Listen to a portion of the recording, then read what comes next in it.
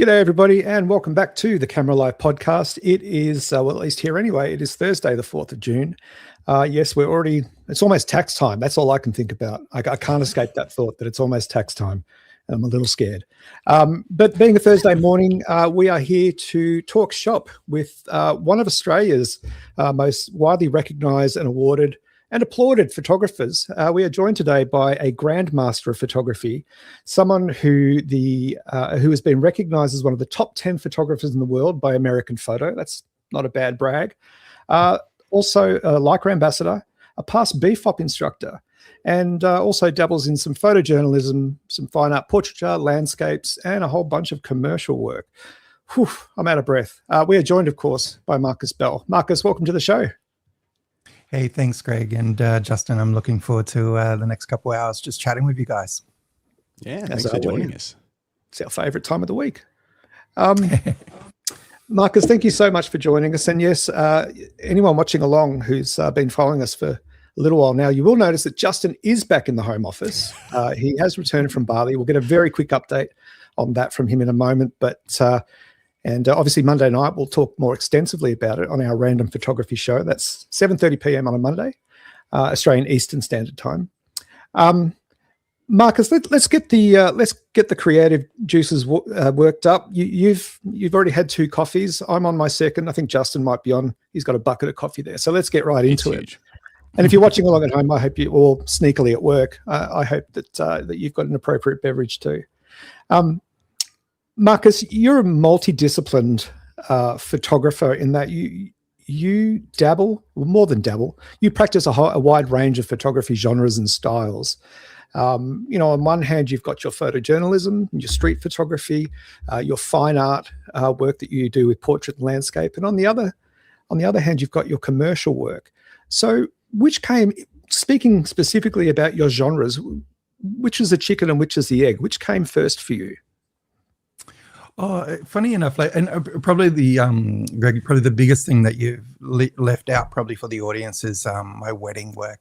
I'm sorry, and it's all right. Yeah. It's all right. It's all right.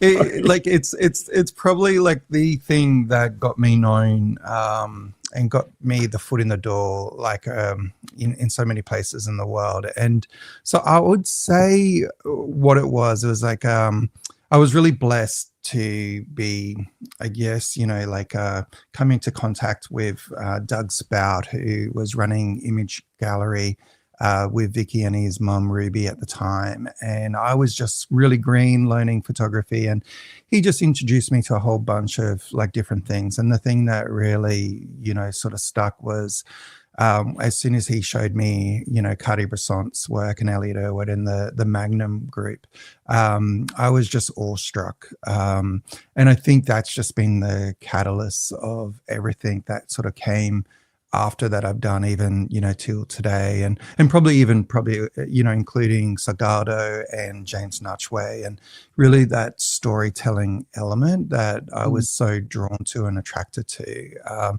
So I was just sort of tried a bunch of different, things. And I think, but it was really Doug that introduced me to that idea. And I think sometimes, photographers could be introduced to, fashion or, and gravitate that way. And I just, for some reason, it was those raw moments that draw me in. So I guess the first part of my work was really, highlighted about, capturing the world, and it's the way I was lucky enough to go through Europe for a period of time and just really document, the way I saw that, and then came back, and that sort of really then set up, my career going forward. I think at the time after coming back from Europe, I had one wedding booked, and after being away for a while, and then that got me into weddings, and then I just sort of fell in love with it. And so I would say primarily,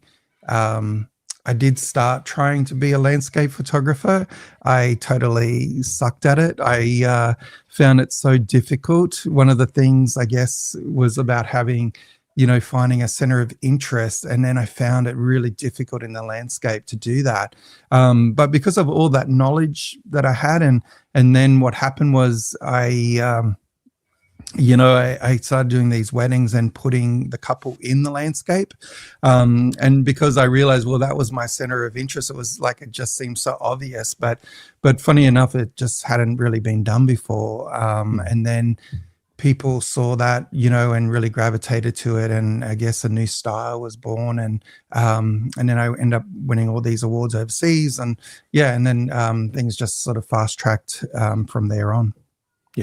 No, that's so.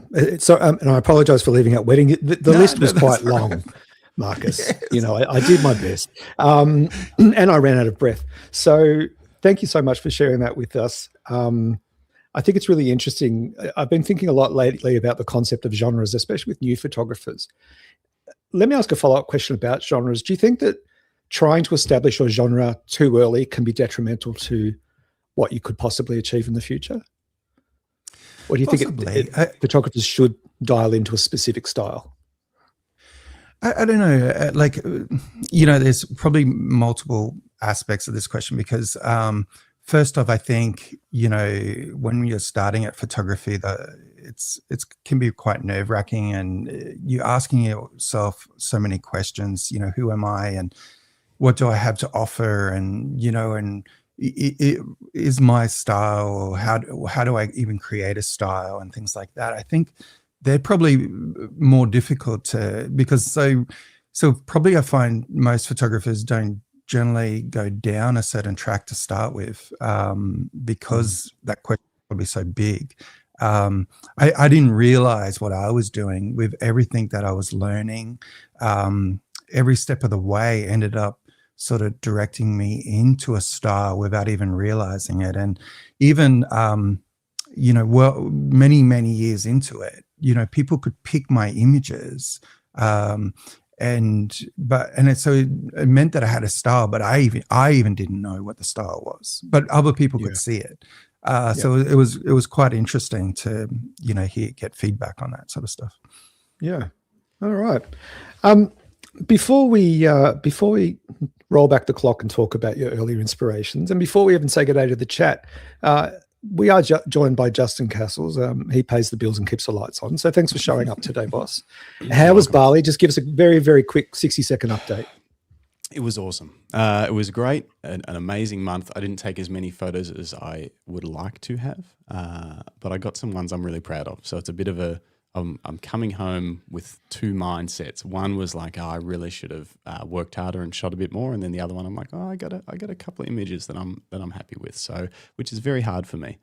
So yeah, it was great, and it's great to be back. I see Philip Johnson in the chat said, "OMG, Justin's back from his overseas exile." Yeah, so the ASIO didn't catch you, or the ATO. No. They've let me back in for tax time. I think specifically they were worried that I might miss tax time. Okay. So Marcus, tiny bit of backstory. I was a wedding photographer. I'm not anymore, but I was for about 10 years. I started late, and I think so. I picked up a camera for the first time properly in about 2011. And then Jim, who's in the chat and sometimes comes on this show, but at the moment he's a busy man working today, probably helping with camera straps. We shot weddings together from about 2013, for about 10 years. And I was definitely aware of your work and followed your work amongst a lot of other photographers that were an inspiration. But I didn't realize until I was doing research for this show how much your specific what seems to be getting called, or was getting called back then, weddingscapes, how much it influenced what we did, because that was one of our main sort of parts of our day that we did, was trying to find a spot to make the couple really small, put them in a vista or part of the venue, something like that was memorable for them, something they could print big on their wall that wasn't a giant picture of just their faces or them looking at the camera. And I had no idea that was sort of something that I believe you pioneered, or if not you and a handful of other people, maybe at a similar time. Is that the case? Yeah, probably. I mean, it's hard to know exactly, only because, it was pre-internet. Not in pre-internet. It was Yeah. It was pre-Instagram and things like that. So, Yeah. but I guess what happened, I was really fortunate. I mean, I just, that style just developed from I guess my entire background of like landscapes, and then that documentary sort of style, and then I just sort of combined the two, and it was very early on. I was a really good friend, Mercury Megalitis, invited me to speak at WPPI, and it was funny because it was like my first son Jackson was just born like the week before, and then I was flying off there and talk with 4 other Aussies, with Mercury, and then at the same time I just entered these awards, and then their awards, and then I ended up winning 5 major awards that year, and so it was a bit crazy because I came back with all these cameras and money and these trophies and everything like that, and so then after that things just blew up. So it was just sort of one of those opportunities in life that I really got to thank Mercury for, because it just put me on the map, and and then that just led to all the destination weddings that I did, and everything. So it was interesting sort of taking a chance, because I had the hard talk with obviously this is playing 6 months ahead, and had the hard talk, with my wife Penny, and said, look, there's an opportunity, but it's around the same time that Jackson's, like our son's going to be born, or a kid, and it was the first time for both of us, and so to take that gamble was like it was a big thing, and but it was like ended up being amazing. So but yeah, you're going back to it, it's just that's what ended up happening. Yeah, wow. It's and that's right. So that was in, what did you say, 2003, 2001, somewhere there? 2004. That was 2004 when I went over to speak at WPPI for the first time, and enter those awards. And I think it was the year before that I won Australian Wedding Photographer of the Year for the first time, I think it was. And it was with those images. In fact, actually the portfolio had everything that I love about weddings. It's like that landscape with the couple in it, a beautiful portrait of a dad in a photojournalistic moment of like a grandma with the daughter, and then also the photo doc sort of style of this couple just with people outside of this corner church, like in Sandgate. That so it was sort of cool. Yeah, I can safely say that that sort of work paved the way for what we did. Coming in at 2012, 2013, 2014, we were just sort of hungry to learn, but at that point there was this whole internet world of stuff. There was I don't know if you remember, I don't even know if it's still around. There was this thing called like Fearless Photographers, and it's still around. It's still around, yeah. So it was tons of that kind of work from people from all over the world, and you'd trawl through that and see cool things that people had done, and we took our knowledge of lighting and things like that and tried to apply it to our weddings. But yeah, it was all very much influenced, and same with the documentary style through the day. Do something cool at sunset.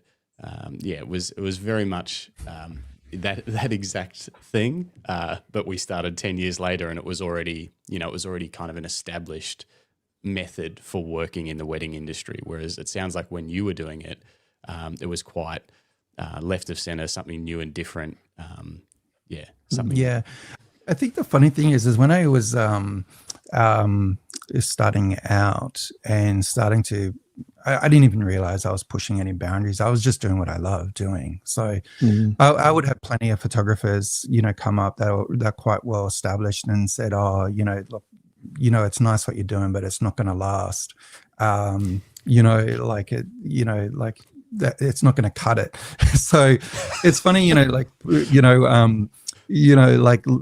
wasn't, and I never, and I just said, that. Thank you for the advice, and I appreciate it. I just love doing this, and this is why I'm sort of doing it. So there was no arrogance or anything involved in it, but I guess like people, my advice for anyone starting out or have a vision and things like that, just go for it, because I think that's what's so fresh. I mean, I still get asked, today, would you become, like someone might just sort of be coming into the industry and say, oh, I want to leave, become a full-time photographer and things like that. And it's easy to say, oh, it's such a hard industry and like that. But one of the things that I'm always very conscious of is that, people bring in something new and fresh, into a space. You never know that just might just blow up. You know what I mean? So even though it is a difficult industry these days to make a full-time career out of, but I don't discourage anyone for, trying and getting into it, because you never know, they could be the next big thing, so. Yeah. I think that's also, so we had Nick Carver on the show. He's a landscape photographer from the US.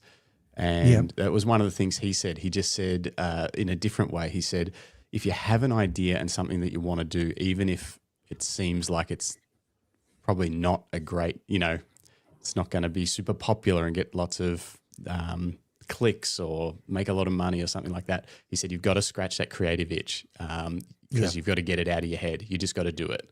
And it'll either work or it won't work, but either way, you've scratched the itch. Totally. Yeah. Yeah, I think that's good advice. Justin, the people have missed you. Will you please say good morning to them? Okay, I will. Good morning, Philip Johnson. Good to see you. Robert Varner, good morning, Australia from New Jersey, where the sun is on the downswing. Oh, yeah, nighttime.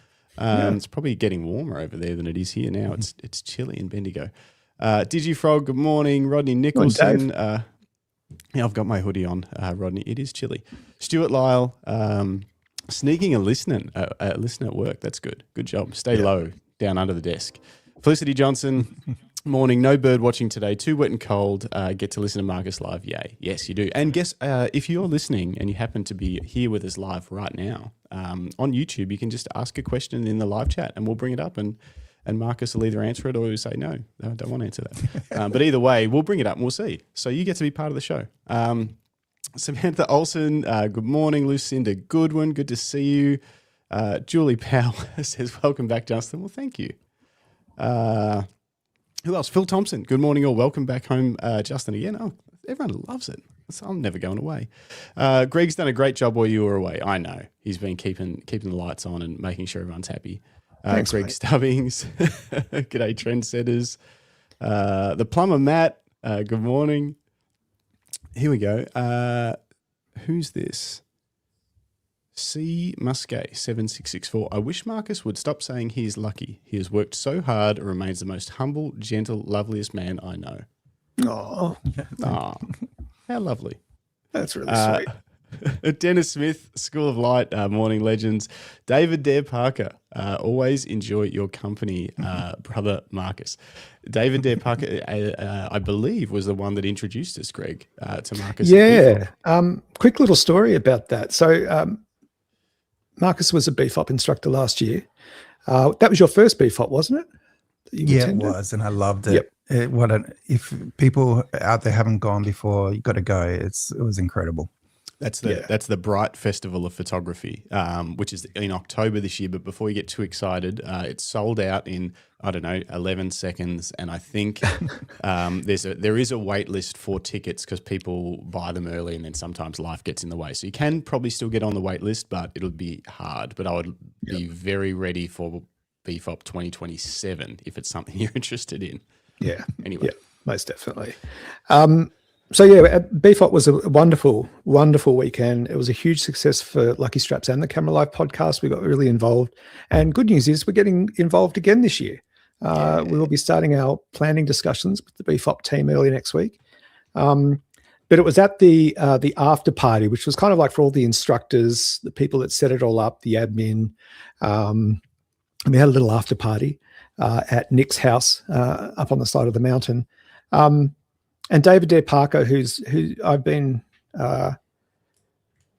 fanboying over for quite some time for his photo documentary style, introduced me to someone else that had been fanboying over, introduced me to Marcus while we stood around the fire and had a chat about our work. And yeah, that was the first time, or introduced us, that was the first time that we we caught up with you. What was the biggest takeaway for you from that BFOP experience? Oh man, not meeting me. Not meeting me. We don't have to talk about that now. But I was definitely Justin. I think it was Justin. Oh, here we go. He stole the show. Yeah, right. He does that. I would definitely say it was the community. I think, since like the AOPP sort of, dissolved, many years ago, even though it's starting to come back again now. But I think that's what how industry is missing the greatest is community. And I think that's, based on so many other things, with social media and everything like that that was coming forward. But being there at BFOP, it was like it was like getting a welcome home party, you know what I mean, for every individual that came there.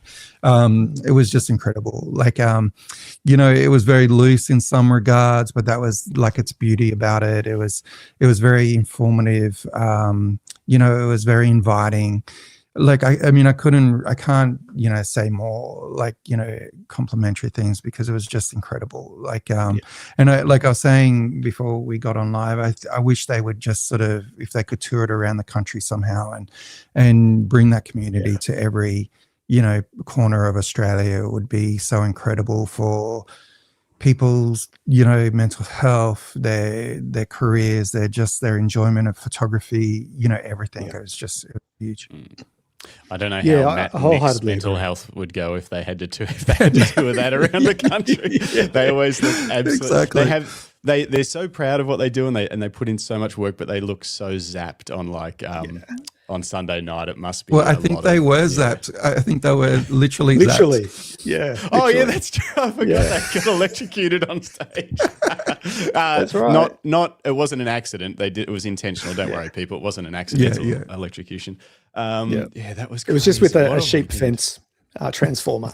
The little zap that they give livestock to stay in place. With no fence to like absorb some of the power. They were holding on to just the terminals. Oh man, that was funny. That was a funny day.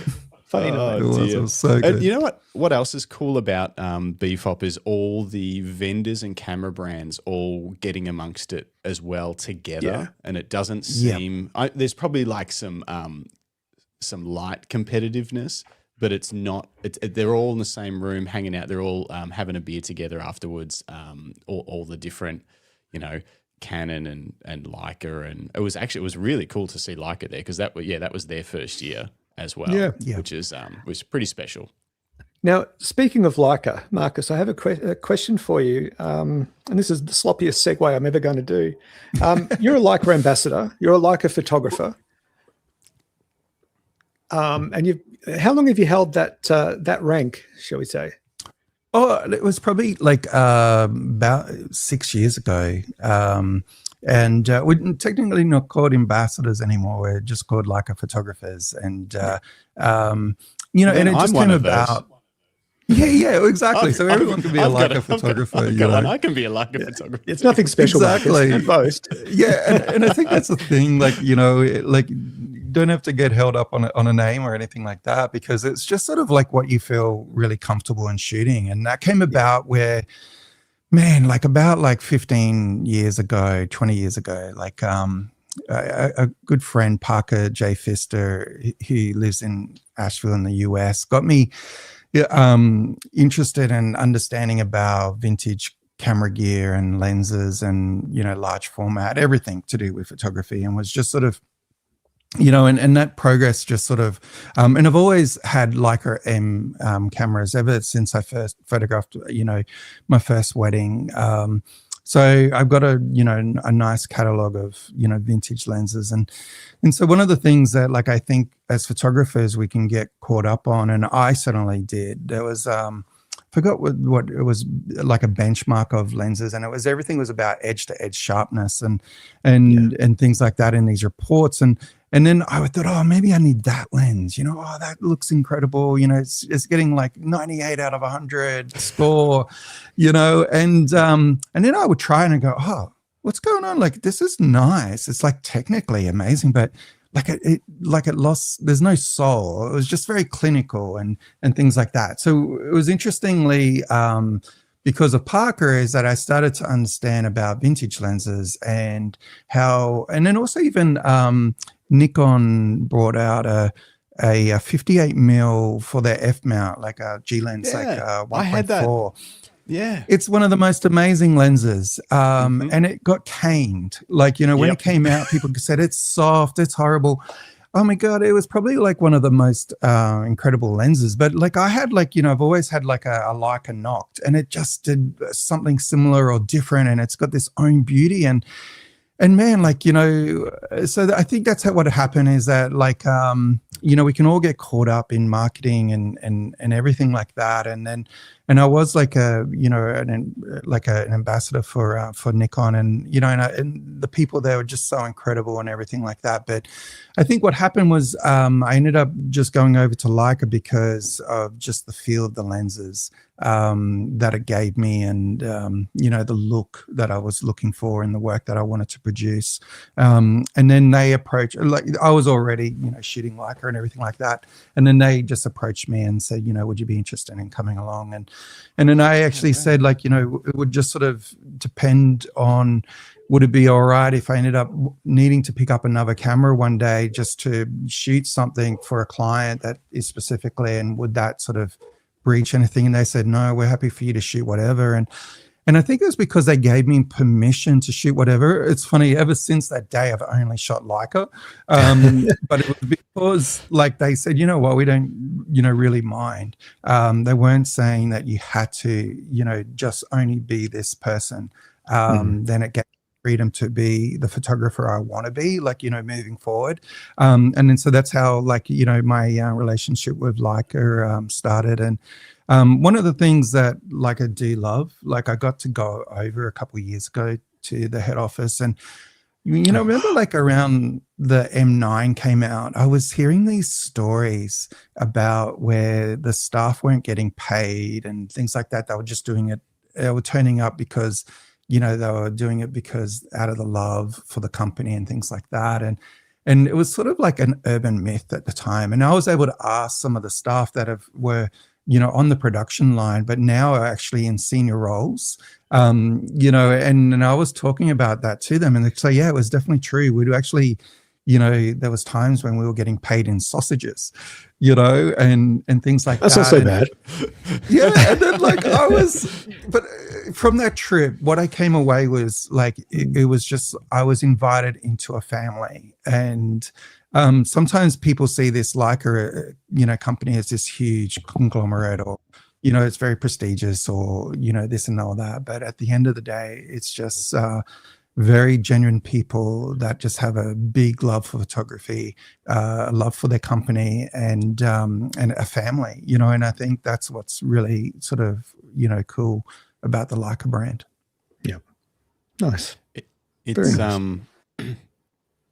Yeah, it's so cool to hear you talk about that 58 Nikon, because yeah, we Jim and I basically had one of those glued to our cameras for a long time, but I almost always shot it at like f2.2 and above. When you did open it wide up, it was soft compared to other lenses, but it just had this look that was, even at f4, like, it just looked great. I don't know, it was bizarre. Yeah, I sort of regret selling it because I've still got some film F-mount bodies, and I'm like, that would be perfect. So I'm keeping an eye out on the secondhand market, but they don't seem to have dropped their value. They seem to be sticking at it. So whoops. Anyway, it is a lens I do regret selling as well. Yeah, it's one of those ones. I love that. Yeah, that Leica aren't stressed about you shooting other things. It definitely makes it feel very authentic to be an ambassador when you're not like. And I understand why the brands would have to say, hey, no, you can't be seen shooting. You know, if you're a Canon shooter, you can't be seen shooting Nikon or whatever. I understand that for their business purposes, but it feels very authentic that they're not worried if you do for one job. I think or something like that. What was important for me was like, is that like that I had creative control as a photographer still, and then I wasn't hemmed in, and that's what I mean is too, like, because I haven't been hemmed in, like I just shot Leica and their lenses, and plus like I've got a whole bunch of vintage lenses that I use occasionally for different projects, but but yeah, I think that was the beauty about the relationship that I have. Awesome. Let's roll back the clock a little bit more. I'm really keen to understand and learn from you. What were your earliest inspirations to become a photographer? Was it someone at school or a family member that inspired you? Where did that origin story begin for you? What were your inspirations? Well, I guess there's like a serious aspect to it, but then there's also like a really embarrassing and fun aspect to it. Let's start with the serious I'll start one. with the fun bit. I'll start with the fun one because all right. Like I don't know, like I was 14, 15 years old. Like I had a crush on a teacher and at school, like the rest of the other half of the class did. And she said, "Oh, look, I like photography and I'm going to do these photography things. Anyone else?" And I thought, my dad's got a camera. I'll put my hand up, like just anything to, to do it. And so I just picked up the camera in that way. And it was really because just to make a connection, with the teacher. So it was terrible. Awesome. But funny enough though, years later, I heard that teacher ended up actually getting dismissed from like a relationship with a kid from the school. No, Really? Were you jealous? Were you jealous? you were so close. You missed your chance. You missed the signal. I wouldn't have known what to do anyway, like to save myself. I'm so naive. So that was a hilarious thing. Wow. But so the serious side was like years later, I ended up, like leaving school because my dad got ill, and then I ended up just finding myself in the corporate world, even though like my dad was more like blue collar worker and working in like plastic factories and a foreman and things like that. And but then I don't know if it was through his occupation or whatever, and he ended up getting brain cancer. And so what happened was like, I was probably 21 and I was already working for 5 years in banking, and I was completely lost. I didn't know what I wanted to do with my life, or I was just really not miserable. I was miserable at work. I was loving life outside of work. And then I just sort of picked up the camera again. And it was, my dad used to be a photographer at a point in his time, and he left me his camera. And it was that camera that I used from school, and I hadn't touched it since. And so when I picked up the camera again, I just connected with it. And I think it was in a way of like connecting with my dad, which in turn ended up really sort of highlighting and probably inspiring a lot of my wedding work. And because then I found what this incredible connection was with feelings and emotions and our own life experiences that, each of us go through, and how we could then connect that with someone else's lives on a wedding day and capture really meaningful moments for those people. So I was going to weddings and looking at these sons and their dads going up to them after the ceremony and hugging them and saying like how proud they were and capturing those. And I was just so compelled to capture those moments because it was important for me to show them like how important that moment was. So even though like for me, it was like a moment that I knew that I would never, ever get to experience in my life. And except like, I think things, will change. And this, I guess, is the journey of life, that you learn a lot of things as you go along. But one of the things I would never get to experience that with my dad, but I didn't want my clients to miss out on that. And so that became the foundation of my wedding work.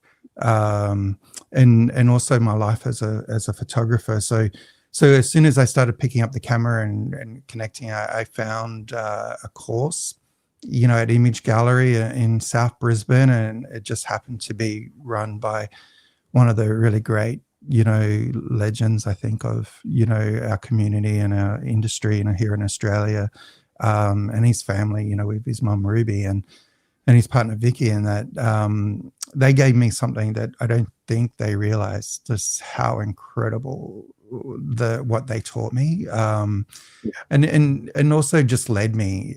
They didn't say you got to do it this way or that way. They just sort of put ideas in my head, and then that just led to certain things as well. And so that's how I became a photographer, and I was able to eventually leave like my full-time career, and I was doing it like 2 full-time jobs as a photographer and in banking, and but I don't regret my time in banking, because they taught me so much about customer service and running a business and those sort of aspects, and even work ethic. I hated working for the bank, but it's funny, once you find something that you love doing, like it was really nice that person, that mentioned about, about me saying I was lucky. And, but it really it's been like hard, working my ass off all the time, even now, like, I'm just always working, but I don't see it as working. But I put everything into it. And I think that what I've learned along the way, if you want to be successful at something, then you just got to give it a red hot go and put everything into it. Yeah. What's the saying? The harder I work, the luckier I get. Yeah, so true. There's so much to dig into, and I do want to find out about like the early years of your business, which that the Studio Impressions, which is your wedding photography business, it's been around for over 25 years, which is quite fun for the people that were saying that style of photography wouldn't last. That's a pretty impressive tenure for any business, let alone an industry that's been through all sorts of ups and downs and changes from both the side of things in terms of cameras and things like that, film to digital, to ubiquitous mobile phones, and what do they call them now? The people that film weddings on the phones and then put reels up. What are they called? Wedding influencers. Content creators. Content creators. So lots of changes, and then lots of changes in terms of economic, COVID, all sorts of stuff. So to last that long is an absolute just amazing feat in itself. But before I find out about that, I wanted to just go back again. That's how your photography come about. Were you creative as a child? Would you describe yourself as creative? Because so you ended up in banking, and I know when I was at school, I was the furthest thing from creative. I didn't understand what art was. I had a friend who always did art classes, and he got A's all the time, and he did these projects that I just didn't understand what he was talking about, where they came from. To me, I was like, this just looks like a weird kind of like you've just stuck stuff together and then written made up stuff about it. I didn't understand. I had no idea what art was. I knew what they said it was, but I didn't know how to make it. Did you understand art when you were younger? Not really. It's funny, like I wish I could draw, but I can't draw to save myself, and I think that's why, like, I love using a camera. And even like actually, one of the things that I learned, like I was during COVID with some downtime, I was inspired by digital artists where they, literally do just start with a blank screen or a blank canvas, and then how they create something that's so three-dimensional, just using things. I mean, one of my favorite artists is Jeffrey Smart, and just so incredible. And when you go see his work, how lifelike and photographic, but it's on another level because there's detail and just sort of this three-dimensional aspect where it just jumps off, the wall. Like I'm always inspired by that.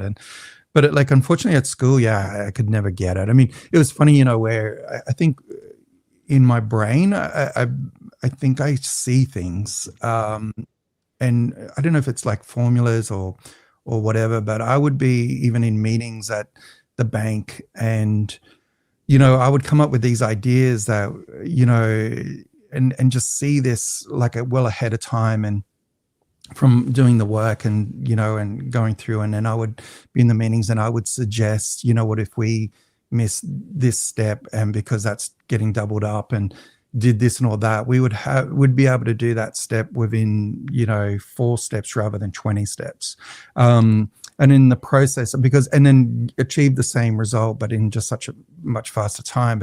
And then I pretty much would say in the beginning, and then you wouldn't need this person or this person.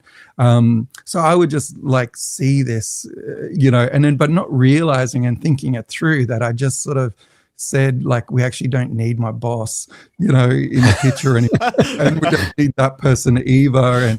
And so creatively wise, I could just see things, and I guess that's how, like, with the wedding photography, of not thinking about it and just doing it, like, sometimes, like in the bank, would get me into trouble, even though I was trying to to be good. Well, just to follow on from that then, because obviously you are an artist, do you remember the first time that you thought of yourself as an artist? No, I don't know. Like, it's funny because I don't know, like, even like, because Doug, I think, would talk about this, about being an artist, and the way he would always see it as he's just sort of like a painter of light and things like that. And so I don't know. It's funny. I've always sort of struggled with it throughout most of my career. But until I started realizing, when you really simplify everything back down, is that really an artist is just, it's an expression of oneself that you're sharing with other people. So therefore, like, in fact, everyone is an artist, when you bring it down to something that's really simple. Yeah, I agree with that. And it's interesting, isn't it? Because it's taking me, for the stuff that I do, my street work, it's taken me so long to recognize that I'm an artist, that I actually produce things that people like to look at and they get meaning from it. And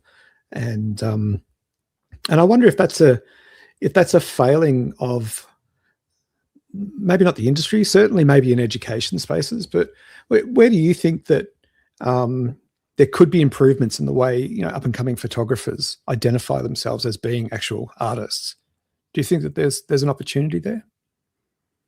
Yeah, definitely. I think, at the end of the day, like, if I look at my history and the way, like, I see the world is based on all the experiences that I've had. So for me, it's what's so beautiful about understanding, even the three of us here, and and everyone in the audience listening, is that everyone has their own eye, and it's based on who they are as a person. That everything that shapes who they are, and so therefore, like, I think really in the broader community, everyone has that, and so how that can be changed, like, I think it's really just sort of, owning it. And I think that will happen, because I think one of the good things about, social media and Instagram and TikTok and everything like that is that, people blow up now, and it's because they've got something really cool and interesting to say. So even like, you would think of, content creators, and, they're all artists as well, because it's sort of like it's an art form in itself to be able to get noticed. And then really that's what, art is about. It's about either making yourself notice, or, the story and, that you're trying to express to be noticed and to share, things like that. So. I hadn't thought about it in that way, that it's just a different medium, but they're just trying to make people think something, feel something, and yeah, it's sort of pretty cool. It is cool. It is. When it comes to career highlights for you, there's many that we've looked at, we've researched, but I'm really interested to understand your position as a grandmaster of photography. How did that particular title come about? How did that fall into place for you? I think that's probably like, probably the one that I'm probably most proud of, because in some ways it's I don't know. I don't know what you could compare it to, but there's so many steps into that is involved over a long period of time through the APP of entering awards and certain levels and awards that you had to do. And so it was probably like over, I guess, a 15-year or 10-year span of, and the awards process in themselves is like an incredible process. So because it's all about sort of looking at yourself and thinking about, well, what could you do better, or not what you could do better, but how can you push the envelope, or but for the right reasons, not just to win an award, but really just to further your career, not furthering your career, but furthering your photography to a whole new level. And I think that's what I loved most about the awards, was always pushing yourself. Sure, there was like the aspects, if you didn't do as well, like the famous saying is that, you always send in 4 golds, but you might have got, 4 silvers instead, and things like that. But there's always that reflection. So I think what about that whole process is that you learn so much every year, and then it sort of gave you a benchmark to move forward. And I think that's what becoming a grandmaster was, achieving certain goals over a long period of time. And I think it's the process of every step of the way that makes you a much better photographer and a better person and a better creator and, an artist, is going through that process. So I think that's why, personally, like I would say that would be my personal achievement of becoming a grandmaster, is because of everything it gave me along the way. Journey. Yeah. Bruce Moyles has jumped in the chat. G'day, Brucey. Grandmaster is so damn hard and so much work to get. And follow up, you should be proud of that one, mate. Yeah, Thanks. I think we all agree you should be proud of. Now, when you introduce yourself to people, do you start with "I am a grandmaster" or "It's grandmaster to you"? How does that? Do you get any perks out in society with that title? No.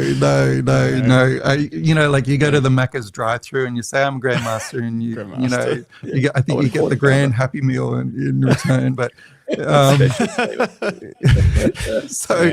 but it's funny, like I guess like at the end of the day, a lot of the time, like I am quite shy, about like my achievements. But then, as you also know, that you got to just embrace it as well. Because if people don't know about you, you know what I mean? Like you could be like, I see it so many times, like so many great photographers, you know what I mean? And and it's sort of like, sometimes they're the world's best kept secret. So it's always a balance with myself, like trying not to, I don't know, like, voice like who I am and what my achievements are. I think for me, they're more personal achievements, but then, in a way, you've got to sort of share that out as well, because for some people it's important. For some clients, it's important to have that behind. I was going to ask about that, how much of a benefit that is when you are trying to attract new work, new clients, or even just keep your old clients on board. How much of that success do you share with them? Funny enough, I hardly share anything with anyone. And it goes back and, like, so there was a time where I was just traveling the whole time, like, like for work and everything like that. And I've got like such a great community of friends, around me. And this is going back like maybe 15 years or 10 years. And I remember a friend said, he was talking about not me, but other photographers. He goes, look, I just feel like I'm just looking at everyone's just incredible lives, that this photographer's gone here, this photographer's gone there. And then, everyone's everywhere except him. And he's just such an incredible photographer, and I was listening to what you're saying, and I was thinking, you're right. Like, it's like you're looking at everyone's highlight reel, and the world just looks amazing from everyone else's perspective. And then when you look at yourselves, you go, well, why aren't I traveling, and why aren't I doing this? But I do really great work and things like that. And so it's funny, I just stopped posting where I was, because like I felt guilty in a way, like it was like you're showing off.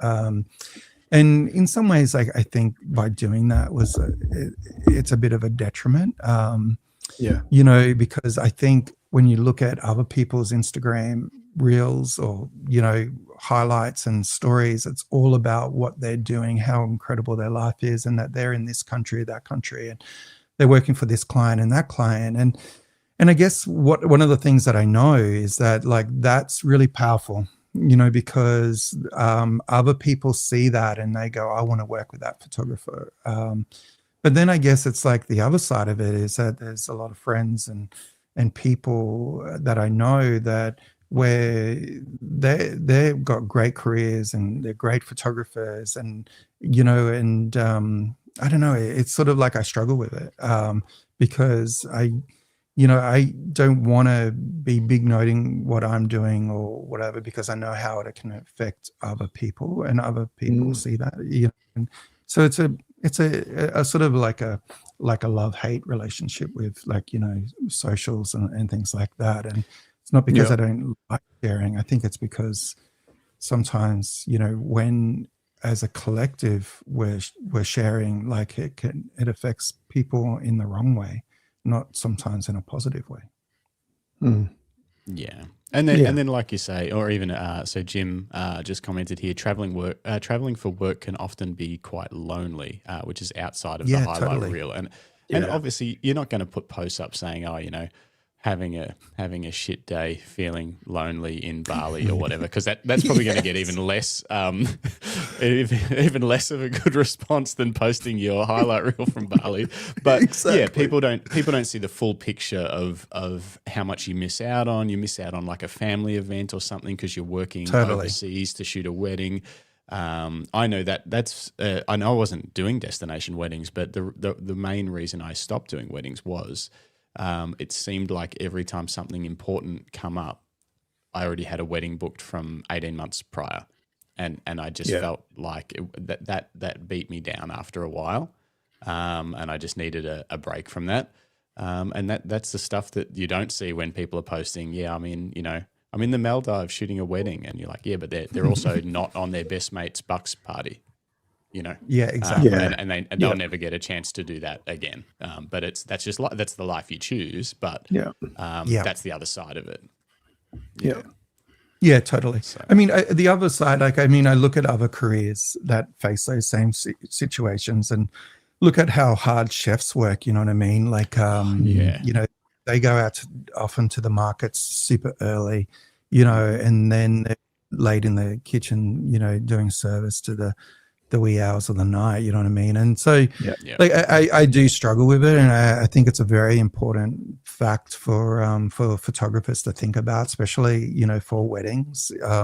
You often do miss out like on a lot of, your own personal life, events, as a result. But, it's sort of trying to find a balance, and and I don't know, in some, like on a personal level, like, like I think it's sort of it's something that I've sort of struggled with, like later on in life now, because I did miss out on so many monumental friends events, family events, and things like that. And to the point where sometimes like I find it hard, and, to sort of fit in my own environments, like, because I've sometimes removed myself from those environments for so long and often, it's hard to plant yourself back in those environments, sort of thing. And I think that's sometimes like, and it's sort of probably one of, my, I guess, misgivings, I think, of, having this idea, which like is build a career around, is like, you know, having those life experiences has helped me see so many experiences, you know, in other people's lives, and I'm able to connect with that. But then replanting that into my own family, it sort of, you know, can be challenging sometimes, you know what I mean? So that's, you know, it's always like, you know, like even though you get something so great from one side, you know, there's always a drawback on the other. Yeah, that's very true. I think it's interesting when we talk to photographers about the use of social media, whether it be to promote or showcase their work or attract more clients. And it's starting to feel like Instagram, you know, we've talked about this on our podcast before, where it feels like Instagram used to support photographers. It used to be there for image share. It used to work for photographers, but now it kind of feels like the photographers work for it. You know, and you've got to constantly feed this machine to get any sort of recognition in algorithms and things like that. Do you see a future, Marcus, where platforms like Instagram stop being photographer friendly?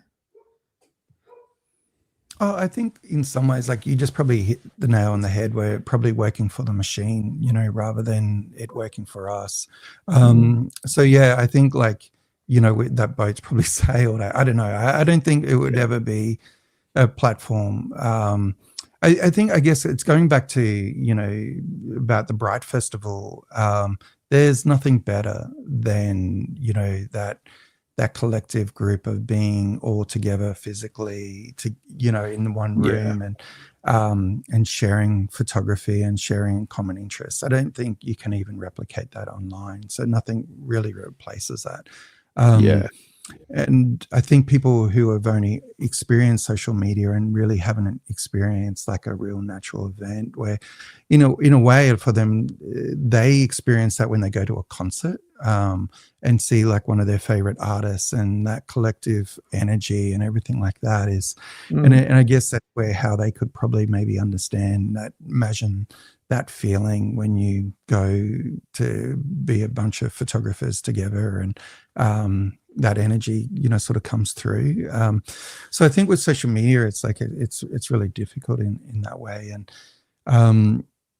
I don't think it highlights photography. I mean, and the hard thing is that like there's weeks sometimes, like I'll go a couple of weeks or even a month without posting, and it's only because like I've just got so much on or doing something. I'm going from wedding to wedding or commercial shoot to commercial shoot, or trying to prep for an exhibition and things like that. It's but I'm also very conscious, because then you know, wedding inquiries will come in and say, oh, you know, like you're not doing it anymore or something like that, and because you're not actively posting. So it's a real sort of balance, like that I know that I've also got to keep posting, because even though it's funny, the more you're busy, the less time you got to post.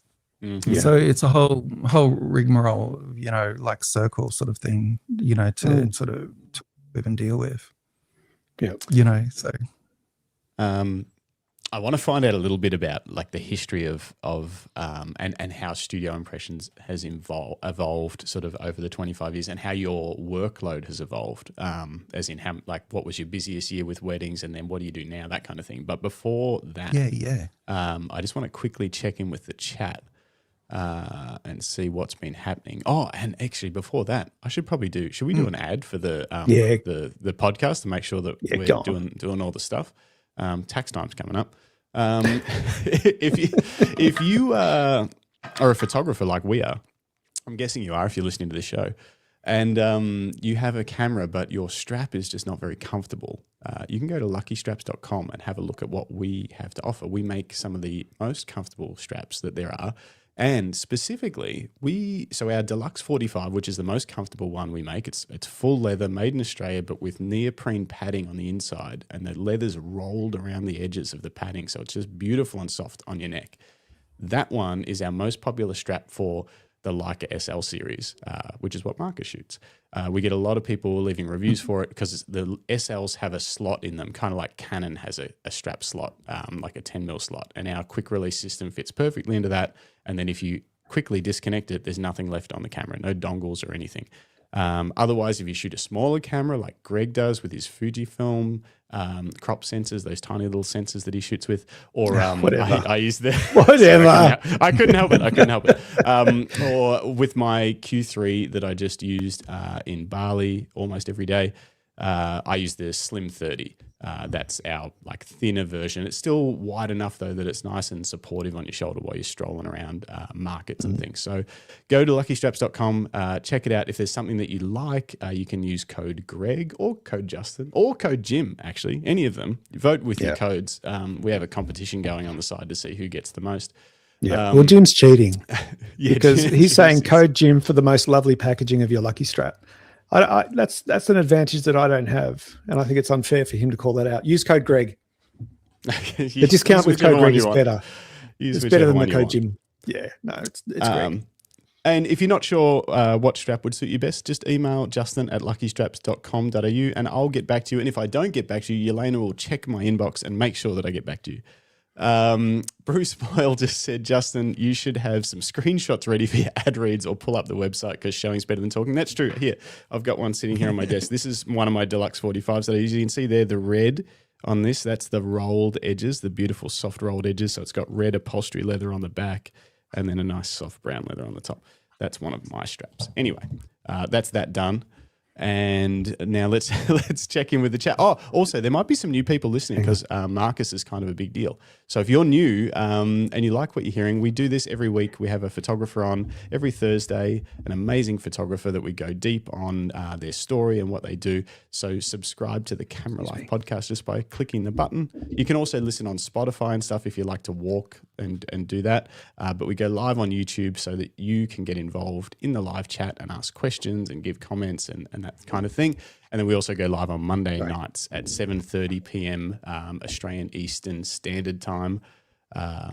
And those shows are more random. We call it the Random Photography Show. We talk about camera news or just whatever's on our minds. And then you can also email me your images, justin@luckystraps.com.au, and we'll bring those up on the show and have a look at your photos from recently or from in your archives. It doesn't matter. Anywho. Okay, what's the chat been up to? There was a few earlier that I wanted to, thanks for sitting through all that, Marcus, sorry. No, it's very good. Patient. I'm just feeling left out that I don't have a code to share. I can make you one if you want. Yeah. Yeah. Use code Mark. Not yet, but later. If you're listening later, use code Marcus for 15% off. Okay, where was I? Who's been? Yeah, Greg Stubbings. So it's Parker. Is it Parker P. Fister? P. Fister. I don't. Yeah, Parker J. Fister. J. Fister. Right. I was like, yeah. I thought there was an initial in there, and then I was like, is it the P? Yeah. Okay, cool. So Parker J. Fister. Yeah, he's such an amazing photographer, and I think someone that you should get on and talk to as well. Yeah, we'll look into that for sure. I'm actually going to, I won't ask you now, but later in the show, I've got a note down here to ask you for book recommendations. I'm slowly building up my photo book library, so I'm going to ask you for a recommendation later. So have a think about that. Ian Wilco, 4077, great chat, fellas. Thanks for sharing. Thank you, Ian. Who else? Ben Clark Photography says, Marcus, such a great bloke. I agree. Absolutely agree. Dennis, hoped you get a funny hat with the Grandmaster title. Is that true? It's almost like I think you need a cape. Oh, because it's almost like it's almost a Star Wars thing. Grandmaster Bell. It sounds like it's got oomph. Anyway, like a wizard, maybe. Maybe it's Parker's birthday today. That's cool. Oh. No way. Thanks, Ben Clark. Ben Clark says, "Happy birthday, Parker." Yeah. We'll get you on the show. All right, some more comments.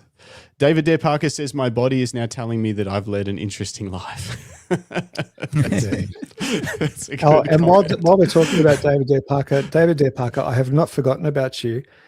You've dodged at every attempt we've had to get you on this show, but we are not giving up. The most elusive photographer. He's a must. Yeah, I know, and he's always in the chat and stuff, but I know he's very busy. So, but we've got to get you on. Lucinda says social media is such a powerful tool for me personally. Yeah, that's because you're awesome at it, Lucinda. Yeah. That's why. Your Instagram is impressive. Who else? Oh yeah, so I have been thinking about doing a video ad for the camera straps, but I also don't know if people will just want to skip through it if it's the same ad. So I don't know. We kind of like freeballing it on this show. David De Parker says, "Mate, does magical light follow you wherever you go?" What an I have. Glenn Lavender's here. He says, "Just joined and presented with a 5-minute advertorial." It wasn't 5 minutes. It was like 60 seconds, Glenn. Come on, please. All right. Anyone else? Marcus not being in the center of the frame is killing my OCD. CDO. Good. Oh dear. Okay. All right. That's the whole thing. And then there was there's two final ones. Dennis Smith, thanks for becoming a member. He says, you're the best, Dennis. Once again, the Camera Life podcast delivers something magical, always learning, always being inspired. Thank you. I know so little. No, you don't, but thank you. Stop it. And then finally, Matt Palmer, Images of Note, says, Marcus was the reason I joined the AIPP way back when. If he thought it was worth being a member, then I should at least try it for a year. It was a positive influence and changed my career. Well, that's cool. It's amazing. Absolutely. Very, very cool. What a comment. All right. Yeah. Can I ask about 25 years in business? Yeah. I know, and you do lots of things. Obviously, not just weddings, but I think would it be fair to say that weddings have been the main sort of focus of your business side of photography? Yeah, definitely. Throughout the career. And it still is. It still is.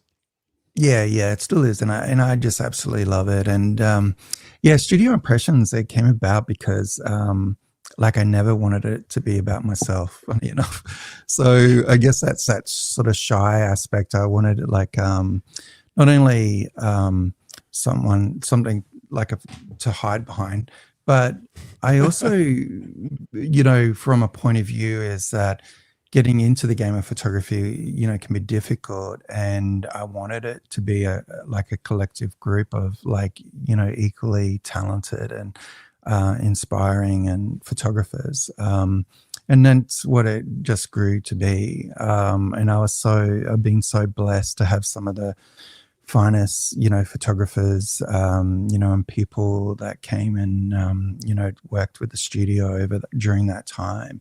And it's just been one hell of a journey. And, we sort of started out with one employee coming on, and then it built and built. And I think that the most full-time employees we had was 10 or 11.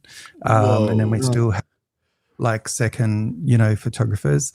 The funniest thing I also thought was that, creating a business that, and you could employ people to do most things for you, and then you could just sit back and relax a little bit. That was so further from perhaps. That was wow. It was totally, it was so, but you know what? I just very fortunate because I was then, when things just started taking off, it did enable me to travel the world and go to all these incredible, destinations and photograph, and then go speak and share, my experiences about the photography industry and life and things like that. And without all those incredible people working at the studio, I wouldn't have been able to do that. And then through along the way, my incredible wife Penny, is supported and been part of the studio in many ways, as well. And and then we would always have this incredible space to work with and things like that. And then I think COVID hit, and then around the same time the industry was drastically changing anyway. And that you wouldn't be able to, I think, support a team of 10 people. It would be really rare now. And in fact, I think, if you look around the country now, it's very rare that you even see a storefront sort of studio, which is sort of a sad part of the industry, I think. you know, and, you know, it's been just changes along the way. So yeah, we've only got like a, you know, a fraction of the staff now, but, you know, it works really, really great. It's just sort of, it's more boutique. But funny enough, even with 10 staff, we were always boutique. You know, it was always about the experience and, you know, exceptional photography and, you know, delivering something always, you know, incredible as well. And so I do most of the weddings now, you know, and just love it. You know what I mean? We're just sort of coming off like a big run of weddings, and then we get a little bit of a reprieve like during winter before it gets, you know, busy getting around in September and things like that. And are those moments of reprieve? Sorry, Jay, you go. No, that's all right. You go. I was just going to ask numbers. So you go. go. Okay, yeah, that's boring. And are those moments of reprieve, you know, like the Australian winter? Is that when you look to further your projects, your personal projects, your art? Yeah, definitely, yeah. So that's when I've been working, and I think where that sort of culminated in like around COVID, where you know, things just sort of did stop. So I spent the initial part of the time just relearning the craft. I'm always just learning, you know, like someone in chat, you know, mentioned, you know, like they've got so much to learn, but, you know, I'm exactly the same. Like, you know, is that, you know, I think, you know, as photographers and what we're creating is that we've always got something bigger and better and, you know, to move on to as far as like learning. And so during that first period of, you know, COVID, like I just sort of dived into relearning a lot of the things, you know, from how I work my images and the tools around me, and learning not to draw to that understanding how digital artists is. One of the things that I learned back in 1998 when I first entered the awards is about, you know, a photographer who taught me and said, you know, darken the darks and lighten the lights, and then, you know, really get in to really define those areas. So you create that three-dimensional pop, you know. And it was interesting, you know, during COVID, going back and seeing like, you know, a YouTube video on an artist that was doing that, and go, oh my God, that's what I did back in 1998. You know what I mean? And yeah, you know, we can forget some of those little simple things that we sort of learned. So then through that process, I thought, you know what, I've always hid behind the Studio Impressions banner, and I've never had my own website, you know, ever. And so I ended up thought, you know what, I'll work towards, you know, creating, you know, my own website that people can check out, you know, under themarcusbell.com, and then also go through and, you know, concentrate more again on the exhibitions. It was something that I used to do early on, like, you know, in year 2000, I exhibited a lot of the European work that I did, but then I did some, you know, charity exhibitions and a lot of other, you know, a few other little bits here, but never anything that was sort of dedicated. So I decided to, again, in that downtime now, is that I use that time to, you know, concentrate on the work that I just, you know, personally also love doing, you know, either from the landscapes to streets, you know, to, you know, some of the stuff that I did in the Pantanal and other places as well. So yeah, that's what I sort of do now. Like I try to, you know, and then I make myself too busy always. Yeah. Yes, we're all guilty of that. That's for sure. You can always find, absolutely, if you have some time, you'll fill it up. Yeah, exactly.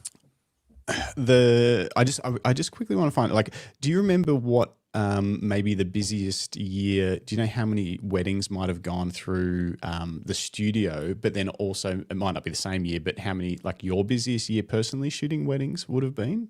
Yeah, roughly? Yeah, I guess I could sort of, to put it in perspective too, like probably one of our busiest years, I think we would have shot about 120 weddings, and that would have been over maybe three or four people, three people at least, you know, sharing those weddings.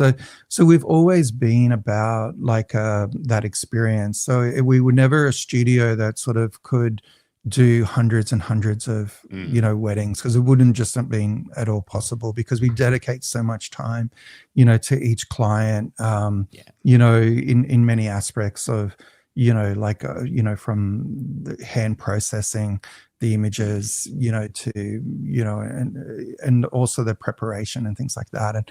And I guess one of the things now, you know what I mean? I do roughly around 20 weddings a year. And so, but I treat every wedding as a destination wedding, even though if it might be just an hour from home. And it was a few things that I used to learn, where I would be gone for 4 or 5 days shooting with the couple, and they would have multiple events. But what it also meant, it gave me added time to be able to plan and prepare for each of those weddings. So like I was able to go to the wedding rehearsal, for instance, and be there. And then I started photographing it because I noticed how much emotion was happening during those times.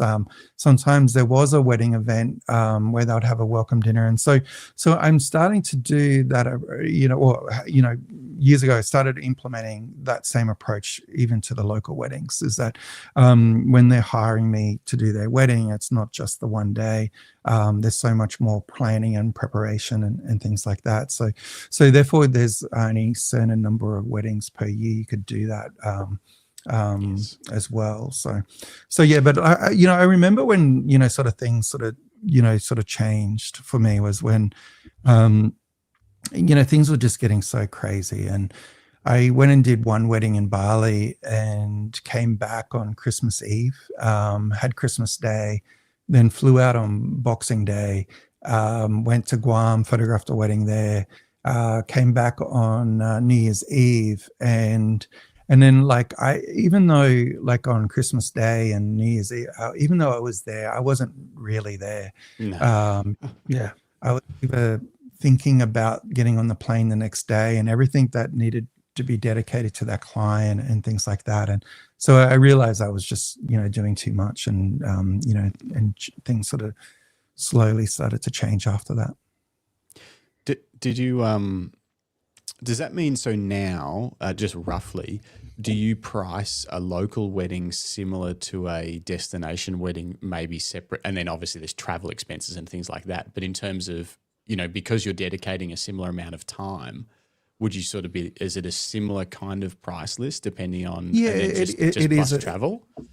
Yeah, it is a similar sort of price list. But in that regards too, because the market has moved and changed. So rather than like just dropping, prices to meet, other photographers lowering their prices, is that we sort of looked at, well, what could we add on, and what experiences and what things is really important that I see that makes a huge difference in the day, and the results in the images. And that was like by doing extra planning. And it means also me doing all the post-production as well, on the back end. So it's all these little touches that, where so it's not just the day itself, that I think that also make, a huge difference. So you're editing your own images currently? Yeah. So I edit, like I do use, like for like a bit of either Imagine or After Shoot just for the first part. Yep. But to be honest, like I've tried all of them and they all suck, to be honest. Yeah. So, but it does sort of, the one thing that I do like, where not always, but it can get in a pocket of color balance consistently throughout, but it's definitely not perfect. But so then I'm going in and still attending to every image after that. But it just gives me a starting point, you know what I mean? And it's super cool. I always like, for me, it's always fun. Like I'm just always like, wanting to push the envelope. So there's sometimes I'll start a wedding process and I'll spend half a day, maybe even 3/4 of the day just playing with the, 2 or 3 images. I'll come up with a whole collection of new presets, like based on what I've spent 3/4 of the day doing. But once I've got that dialed in and got a whole new look and a whole new thing, like, I ended up finding, with this recent wedding that I just did just the other day, is that like I found this way of creating a halo like around behind the couple's heads, so it acts as a bit like a backlight. And it's just a technique that I accidentally came across, and it just gives this super cool effect, and separation, but it's just very subtle, but it's like that you've just backlit them just with a light just ever so slightly. And so I would just do that, and then that becomes part of their look, of their wedding. And then so once you sort of dial things in, then you can, a lot quickly go and create a preset, and then, duplicate that over multiple images and things like that. Yeah.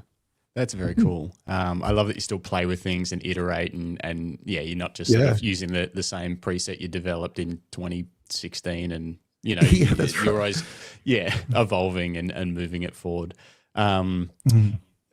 Jim, who's my old business partner, says, "Do you ever need someone to carry your bags?" He would certainly probably drive to wherever you're shooting, or fly. I'm sure, to spend the day definitely carrying your bags around if you ever need somebody. Actually, that's a good question. Do you work with assistants? Do you have an assistant that you work with on wedding days, or no?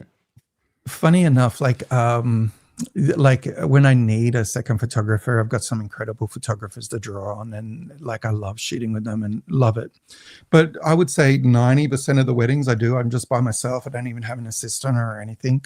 So I'm very mindful these days of the gear that I'm carrying, and I've always been that way anyway. And because I always want to have everything literally on me. So I always shoot with two bodies, and now I've got this, really cool little small bag that I put any lighting, extra lenses and batteries and things in. So I'm really sort of, very mobile and as well. So you can basically unfortunately no one to carry bags for. No, you carry your own bags. You can stroll around the wedding, and you've essentially got everything at your fingertips that you might need. Exactly. While staying pretty light and pretty just all on your feet. You're not wheeling any bags or anything like that. Yeah, and I think that's really important for many reasons. One, security. Like you've always got your cards and your batteries on you. So you don't have anything to worry about someone walking off. Now, keeping in mind, if I'm, I'll still have backup equipment and things like in the car that's locked away.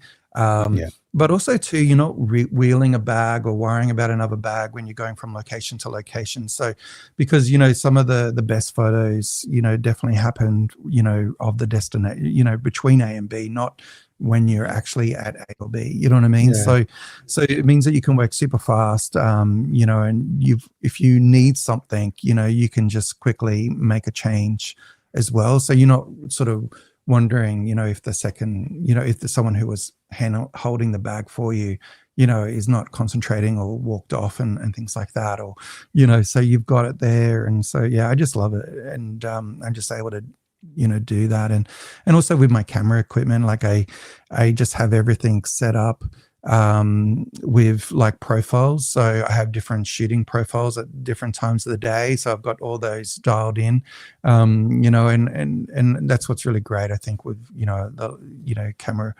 manufacturers the last 10 years, and you can just flick a button and go to a different profile in a different way of shooting. I'll give you an example. One time in my career, I was shooting Canon. This was really early on, I think the D30, you know what I mean, was the first digital. It's okay, Marcus, we all make mistakes. Yeah. Come on, Greg. But and then and then I went to Nikon because the D3 was such a game changer as far as high ISO and things like that. Anyway, there was people in the US that, that have been following me for years, and they were so disappointed that I went over to Nikon. And then years later, someone messaged me and said, "Hey, Marcus, I just needed to say this, but, your work has changed. I don't like it." And there's something different that was really organic, when you're shooting Canon. And so it was so funny because at first, I sort of going, well, I really upset someone because I've gone from Canon to Nikon. And then I actually stopped one day and I started to think about it. It was I don't know, it was just like at me like this comment. And then I started to analyze why. And then I started thinking about it and breaking it down. I said, okay, the game changer was that I went from you know, with the Nikon D3, I could shoot at 12,800 ISO so easily. So that enabled me to increase my shutter speed. And then I just gone, oh my God, that's it. It's because I'm shooting with a much higher shutter speed. Everything is perfectly frozen. And what I used to love, I guess, with shooting the Canons at, you know, I was always shooting maybe even at 1/30th of a second, even slower, sometime 1/15th of a second. So there was a movement in my images. And I even remember doing this myself, like when you're going and culling images, is that, you know, you would go, there was like, say that it might be in the church and they're walking down and like one's out of focus, not out of focus, but just got too much movement, and one's perfectly like, like in there. And then I delete the perfectly one without movement, because it lost the feeling. And because of doing that, I realized that what that comment was is that I had everything at a much higher shutter speed than before. So I lost a lot of that feeling and movement in my images.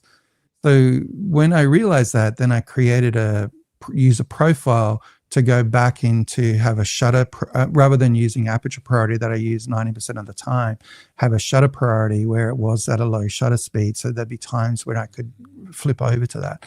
So it was awesome, you know, like a great learning experience to listen to what I thought was some fanboy or you know, like having a go at me, but you know, and but they were spot on. They were really spot on. They noticed that there was a change, and I took it on board and made adjustments.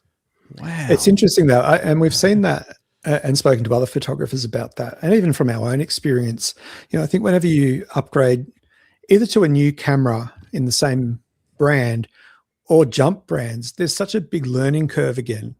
It's like, you know, you fly interstate somewhere and you pick up a hire car.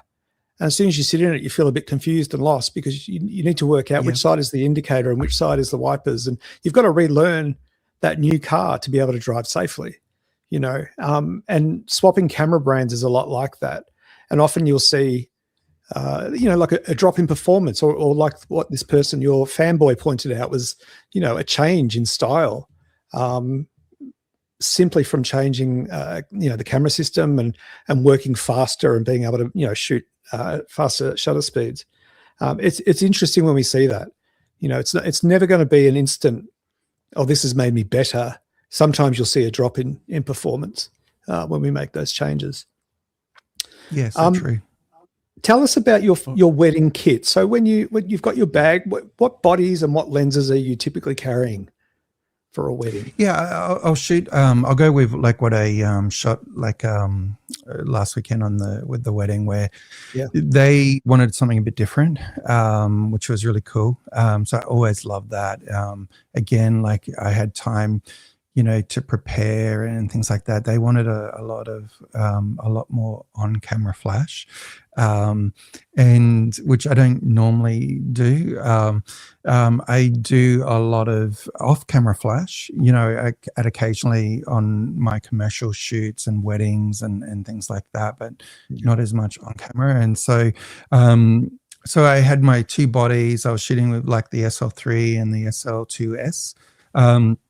So one of the things that like I've been loving is the relatively new 28 to 70 2.8 Leica lens, which is a lot lighter than the 28 to 70. I love using a zoom lens because both in my weddings and my personal work, because it's just the way I learn and adjust on the fly my focal length of what I'm wanting to shoot and how to shoot. But also, I also know that a lot of the time where I will, you know, like be in a ceremony where I need to be tied in at 70, but then I want to, you know, like get the crowd, you know, watching. So I need to be at straight away. Then I've got like my second body, which is generally either like a 90 mil like apo lens, but in this instance I actually use the 16 to 28 2.8 lens, because I knew they wanted that like on camera flash look. It also allowed me, because it was sort of some tighter shooting situations, like looking at everything that I was thinking about what I wanted to achieve, that I was able to then be able to shoot a bit wider than I normally do. So I wouldn't normally shoot with that lens. But so I still had the 90 mil in the bag for that extra reach. And sometimes what I love about, is that we could use that APS-C crop mode, so that, that 90 becomes like a 135 as well. So it's about having, what I love about when shooting primes is that you got 2 primes in the bag, when you're using that sort of crop mode. And then in the bag, I also had my 50 mil M Summilux as well, because it just gives this look that other just can't achieve. And even if you look at like the original SL, which I don't know if it's like 14 years or 12 years or 10 years old or whatever, and it's got the most amazing, incredible EVF in that that body, and it's just improved. It's sort of like where I wish they could have that EVF like in like the Q3,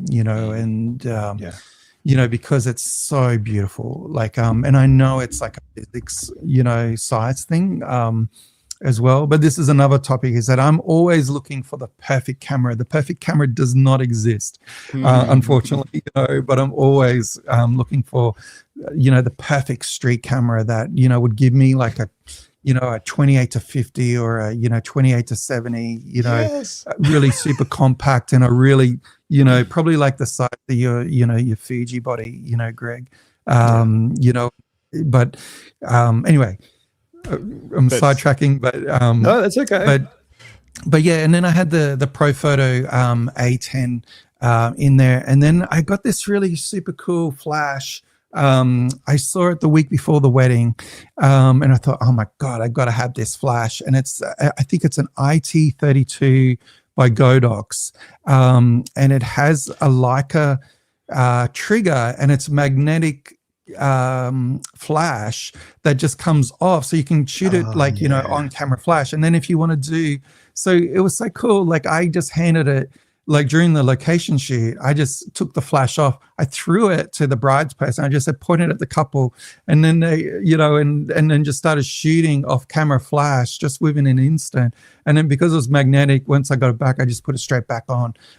Anyway, so it's such a cool flash. They make it for every camera. It's just only recently new, and it's probably the coolest thing lately, and that I've got. So that's it. Let's have a little look at this. Yeah, so see there you can see it all together as an on-camera flash, but then the picture next to it, you can see there's a little wireless trigger still on the camera, and then the flash unit's just completely off it. So it was good. You enjoyed it. It worked well. Yeah, it was fantastic. It was amazing, and so I was able to use my Profoto A10, because like I've got my old Nikon one that works perfectly on the Leicas. So I was using that during the reception for one night, and then I was using on one camera, and then I was using this little Godox on the other camera. It was terrific. That's really cool. Yeah. What a clever idea. I think we saw this maybe when it came out on the news, but we didn't have a good look at it. I use the Godox system for my stuff, but just use like their regular strobes and their regular triggers. And I hadn't really looked too deep into this little thing. It's very clever. Yeah, it's a good little system, isn't it? Yeah, and it reminds me of using the M lenses. You know what I mean? They're so small, so you can have like 2 or 3 like lenses in your bag, and they don't take up any room. So that's why I just love like that. And it's so funny, because I've always had those M lenses for throughout every iteration of digital, right? I would go on to Ken Rockwell's site, you know, and Yes. doing all these reviews. And it was so funny because like he would always talk about like, and there was also Reed Reviews is another really great one. Anyway, and both of them talk about like, if you want to use the M lenses, you know, really the only camera to use it on is a Leica camera. You know, because it makes a huge difference. Like, and so I tried them on the Sonys, I tried them on Nikon, I tried them on, I didn't try it on Canon.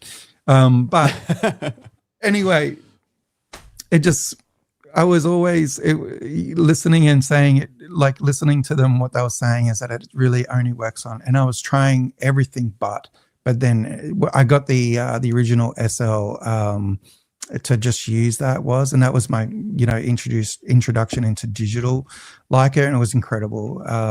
So even if anyone wants to start out in Leica, I would highly recommend, I'm going to hate saying this, but highly recommend saying to get original SL body if you just want to put your toe in the water, because it's incredible. The reason why I hate saying it is because I would love an original SL again, and you can pick up one relatively cheap. But if I tell everyone to go get one, there won't be one for me to go out and and what about? Do you ever throw an M body, like an M mount camera in? Yeah. Occasionally, like very, very occasionally, like I'll get asked to shoot film. So I mainly use the M digitals, like for street and personal work and things like that. I rarely would take one to a wedding, only because I just love the M lenses on the SL, and because it becomes just something less to carry, and so I feel like I'd be doubling. I love like the look of, you know, the M, but occasionally I would shoot an M6, you know, with some film. So. But I try not to. But I love it. It's just it's a lot to think about. Yeah. I've got so many questions. So I currently shoot with Canon. That's why Greg's always throwing shade. And I've got a Leica Q3. It was a dream camera since the Q came out. So basically, since the original Q came out, I've always wanted a Q, but could never justify buying one. And then I finally bit the bullet and did it.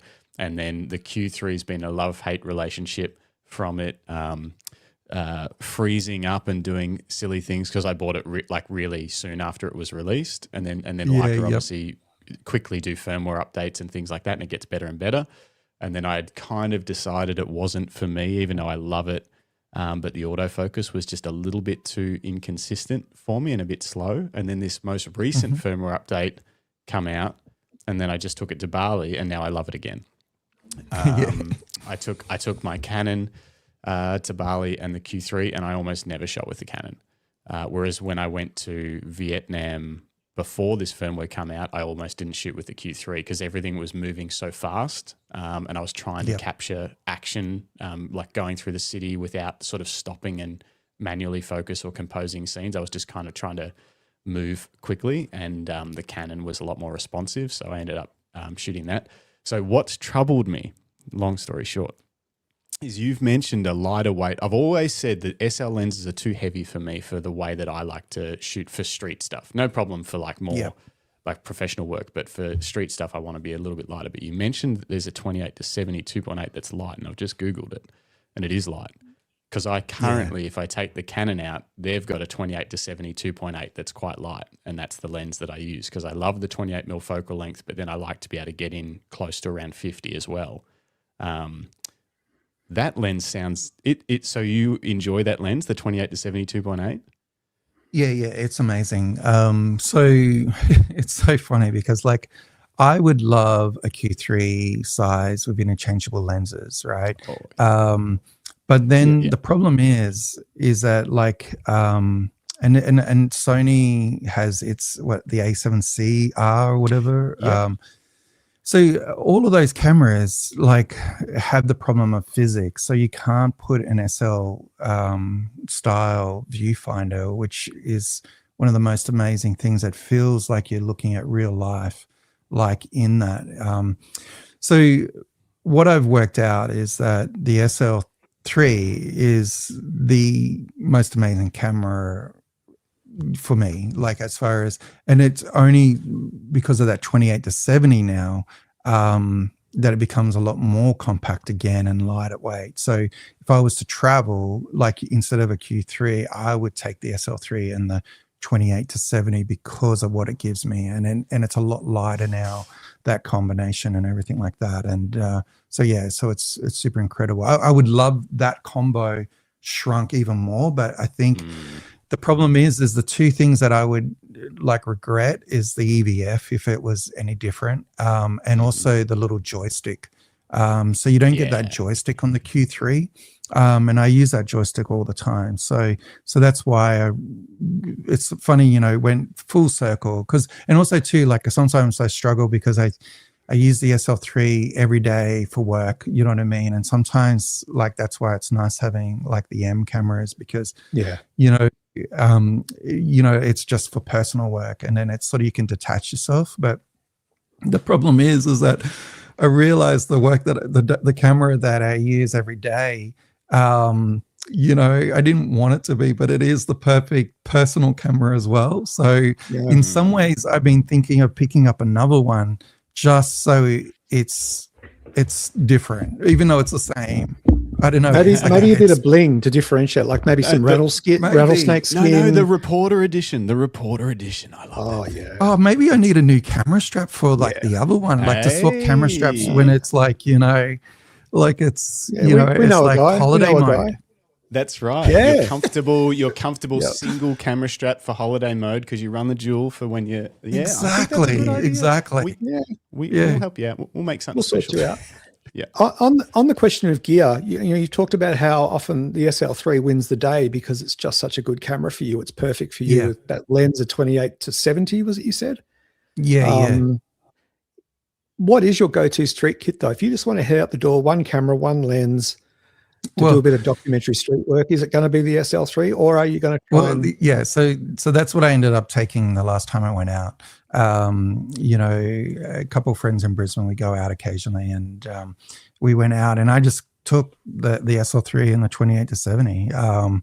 And it's funny, it's often I'm just seeing now, in the last 6 months or year, maybe, like just how great a city Brisbane is to go out and shoot. I always get jealous of you guys in being in Melbourne because it's such an incredible city to shoot in, and for street and everything like that. But now I'm starting to see that in Brisbane. You know what I mean? I think it's just sort of sometimes you got to just get out there, and it's one of the things. It's probably the number one rule that I tell everyone else to do is like just get out and start, and things will happen. So now, like, I'm telling myself that. One more real quick gear question, then I want to shift gears into your project work and personal work and how those come about. But before we do that, I've read a lot because I obviously Google a lot of Leica gear and only ever bought one. But the lenses you mentioned, you often shoot with a 90mm Apo lens, and I've read about Apo lenses and what. And that stands for, how do you pronounce it? Is it apochromatic or something like that? Yeah. So probably my favorite lens that I don't have at the moment, that I would love from Leica. And I think this is where, I would say the SL system separates it from every other system, is those Apo lenses. They're incredible. So I would love the 35mm. I did a test one day, early on. It was like the 35 Apo. It was a 35 Summicron M lens that I had. I also had, I think I shot with a Nikon equivalent 35, and it was something else. Anyway, it was just one portrait of my son over all these different gear. Anyway, my son kept on coming back and just choosing that Apo. It just gives this rendering, those Apo lenses that you shoot at f2, that's just so three-dimensional. It's just out of this world. And you know, the price you pay for is they are a little bit more expensive, but they're a little bit heavier. You know, like compared to, you know, the non-Apo version.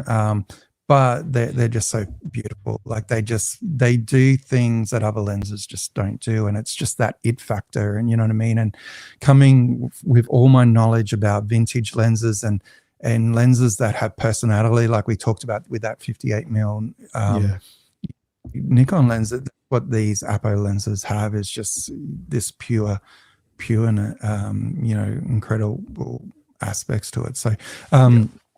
So that would be that. And the one also thing that I learned when going over to Germany on this trip, I got to learn and understand by, you know, talking to the guys that do the lenses with Peter Carver, is like the difference between the Summicrons and the Summoluxes is that even though, like, you know, the Summicron is like an f2 lens and the Summilux is a 1.4, is that they're designed to shoot at f2, that it gives like a that same depth of field as a 1.4 lens, but the rendering's different. And that's when you start looking at all the out of focus areas, that the rendering between Summilux range and the Summilux and the Summicrons are completely different from each other.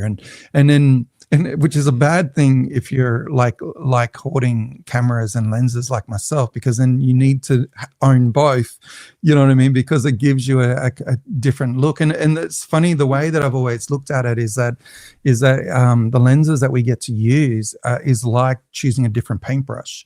And so this sort of philosophy gives me the permission to myself to spend more money on lenses and have multiple lenses.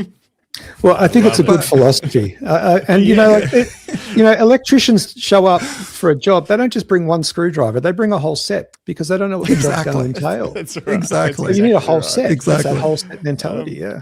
I love it. And luckily believes in that process. And luckily in Brisbane on Sunday, once a year, they have this camera fair. And I haven't been to it for like 5-6 years.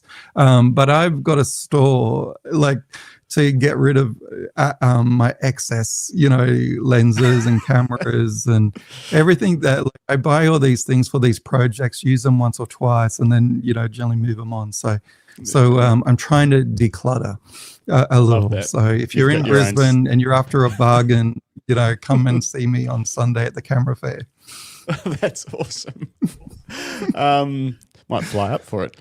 I love that you mentioned Ken Rockwell. It's so funny that like the amount of people, it probably doesn't get as much traffic as it used to, but the amount of people that used to visit that site, you know, when a new lens come out, and it was always a picture of like a palm tree leaf or something like that, and then like testing the sun stars and everything, and it was just, but you'd check it all out, and anyway, we're going to try and get him on the podcast. Yeah, we tried to get him on, but it all felt a bit complicated for him. But you know, to his credit, he was always page one of Google. Whenever you search for a product, he always came up. It was always the most in-depth analysis of everything. It was and just every lens that come out, it would just have all the specs and everything, and all, you know, what bodies it was still compatible with, and all this stuff. Anyway. All right, just quickly before let's talk about some personal work. But it seems like Nev, are you saying Nev Clark's in the chat? He said before that he did a wedding. First two Leica wedding on the weekend with the 28 and 43 works a treat. The 43 Apo is insanely good. It's a medium format in its looks. That's why I bought the 43 as well. Nev, are you saying that you now own the Q3 28 and the Q3 43? Because you only bought the 28 like just before I went to Bali.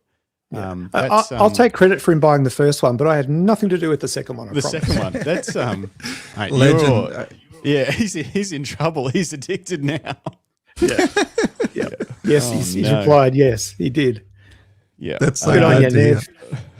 Dennis, who another Q3 shooter, Dennis says Q3 glass is insane, and you get a free body with it. Yeah, that's the thing that finally tipped me over the edge of getting the Q3 was that it's even though it's super expensive for me, it represents quite good value for what you get in that little package. Yeah, totally.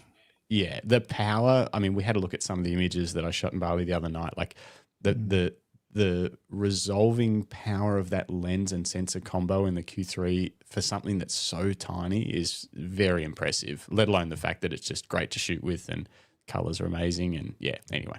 Yeah. That's enough of a Leica ad. Hopefully they'll sponsor the show or something. Okay. Personal work. So would you say your first personal project was the European, that trip you did to Europe and that European work? Was that like, I'm trying to understand the timeline and whether I've got it right. And that was just before your first wedding. Yeah. No, Can you yeah, talk me through that and how it unfolded? Yeah. All right. Okay. So I'll talk about a few little things when I first started, because I think, like I was thinking about it, what led up to that. So I ended up under Doug, learning the ropes, as much as he could show me. And then I just worked out what I could go shoot, because I didn't know there was many opportunities. So I would go try to shoot whatever I could. So I went and shot concerts, sporting events and things like that. And I just thought, you know what, this is never going to be possible. I'm going to try to get a media pass. So I just wrote to these, companies or, places and said, oh, could I get a media pass for the Ashes cricket, which I couldn't believe. And they said, yes, come to, and I'm going, are you serious? Like I've never shot a cricket game in my life and I'm going to the Ashes. This is like so early on, like this is like the early 90s. I would go down to the Kira Pro, every year, and shoot. And there was all of these things. I even photographed the Brisbane Bears, and then they became the Brisbane Lions in their first year. And I couldn't afford like super expensive sport lenses. So I shot like the way I could do, with wide lenses and things like that. And it was interesting, like say with the Brisbane Lions, I ended up capturing, I think it was Damien White. It was like his 150th or 300th game or whatever. And I ended up getting this shot. I showed the club and they go, oh my God, could you print that? And, we want to give it to Damien White. And I said, yeah, sure. And so I got to meet him. I got a signed copy of the photo that I presented. And I said, oh, well, what happened to all the other photographers? They say, oh, they just shoot really tight. It doesn't show the atmosphere and everyone cheering and everything like that. Yeah. And then they said, do you have any other photos? And I said, sure. Like here's the shots from 4 or 5 games. And anyway, they had to produce like their annual report and their thing for all the members and everything like that. And so that year, 90% of the images that went into that report were all my images. Oh, wow. And the reason why is because they transitioned from the Bears to the Lions that year. They didn't have a stockpile of images to go through. And all the professional and sports and media photographers, they're obviously just concentrating on the game, and always it was very close. So it wasn't very wide. So it was interesting lesson for me, because I was able to look at what I didn't have, but what I could do. And it ended up being an advantage. And that same with with the Kira Pro and things like that. So now I've got this archive of images of all these incredible legends, of them hanging out, and some shots that probably shouldn't be shown. I remember, with surfers, with bikini girls, hanging off them inappropriately and things like that. You wouldn't, but I captured the life of surfing, in there. And then I thought, oh, this is super cool. So I did it with the soccer and other things. And concerts is my big thing. And then I just would rock up to the side of stage, and then look like a photographer. And then they just say, yeah, just go in. So I didn't have a media pass or anything like that. So all of these doors opened just because I was trying, and I didn't know that you couldn't not normally do that. So I guess what that led to is me looking at the creative work and that sort of documentary sort of style, and that that magnum that I was really, really drawn to. And so all along, I'm working for the bank, and I would see people at work go off to Europe. They'd come back, a year later, having a career leave approved, or 12 months and things like that. And then what happened was, like, I talked to my wife, Penny, about it. So we should do this, and then, but rather than go work, why don't I photograph? And, we just sort of save up enough for, over 3-4 years to just completely just travel. So we didn't have to work. And rather than going 12 months, we'd go for 6 months. And then at the back of my mind, I said to her, and she suggests, why don't we test the waters to see if you could become a photographer, during this process. So that was, and all along, like, while saying this, it all sounds easy, but, I was shit scared, you know what I mean? And to take a risk like this, where it was such a secure job and everything like that.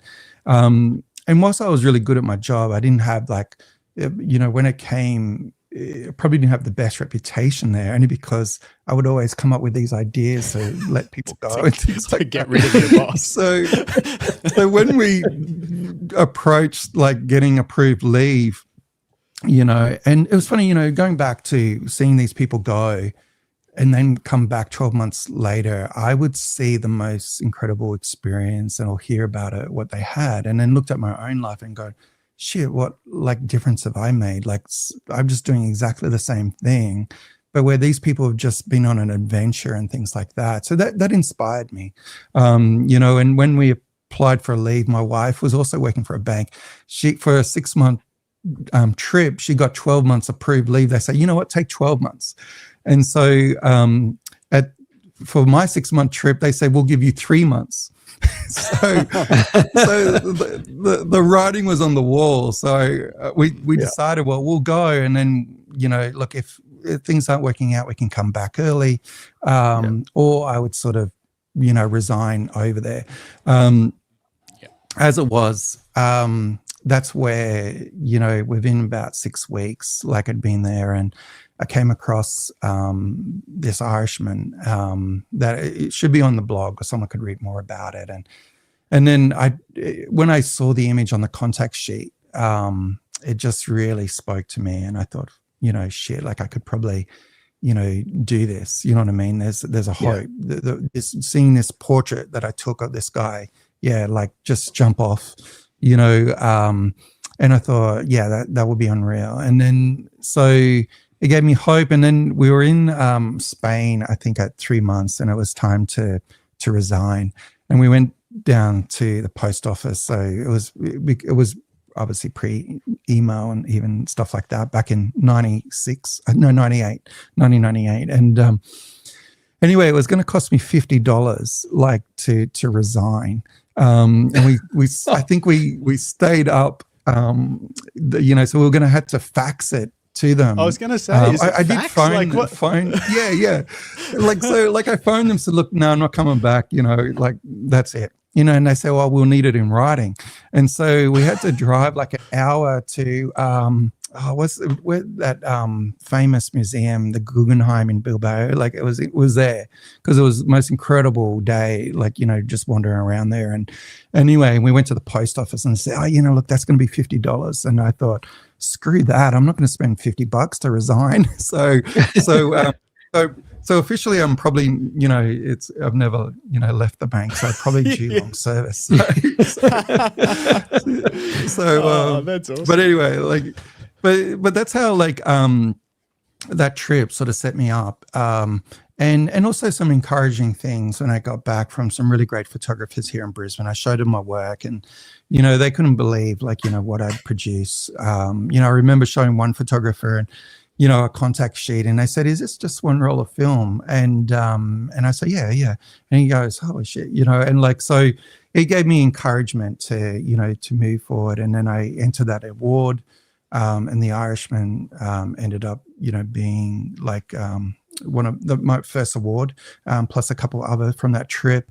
I think I became, like, landscape photographer of the year that year in Queensland in 99, the year after. And then that led to, like, my first major show, from that trip in 2000. So by then I was I come back and as a full-time photographer, which was like a simple start. If you want me to talk about like how I started the business back in coming back from a 6-month trip with no idea and no clue and no money. Well, it would be interesting to know. Yeah. What was it? So did you say you had one wedding booked when you arrived back? Was that? Yeah, I had one wedding before, and so I had photographed like 3 or 4 or maybe 6 or 7 weddings like before I left over between like 96 and 98. So I was starting to find my straps and with wedding, and it's funny, I during that time I was learning even with Doug. I would go out with wedding photographers and hold their bag. And, just week in, week out, not getting paid, just learning the ropes and things like that. And it was all a formula.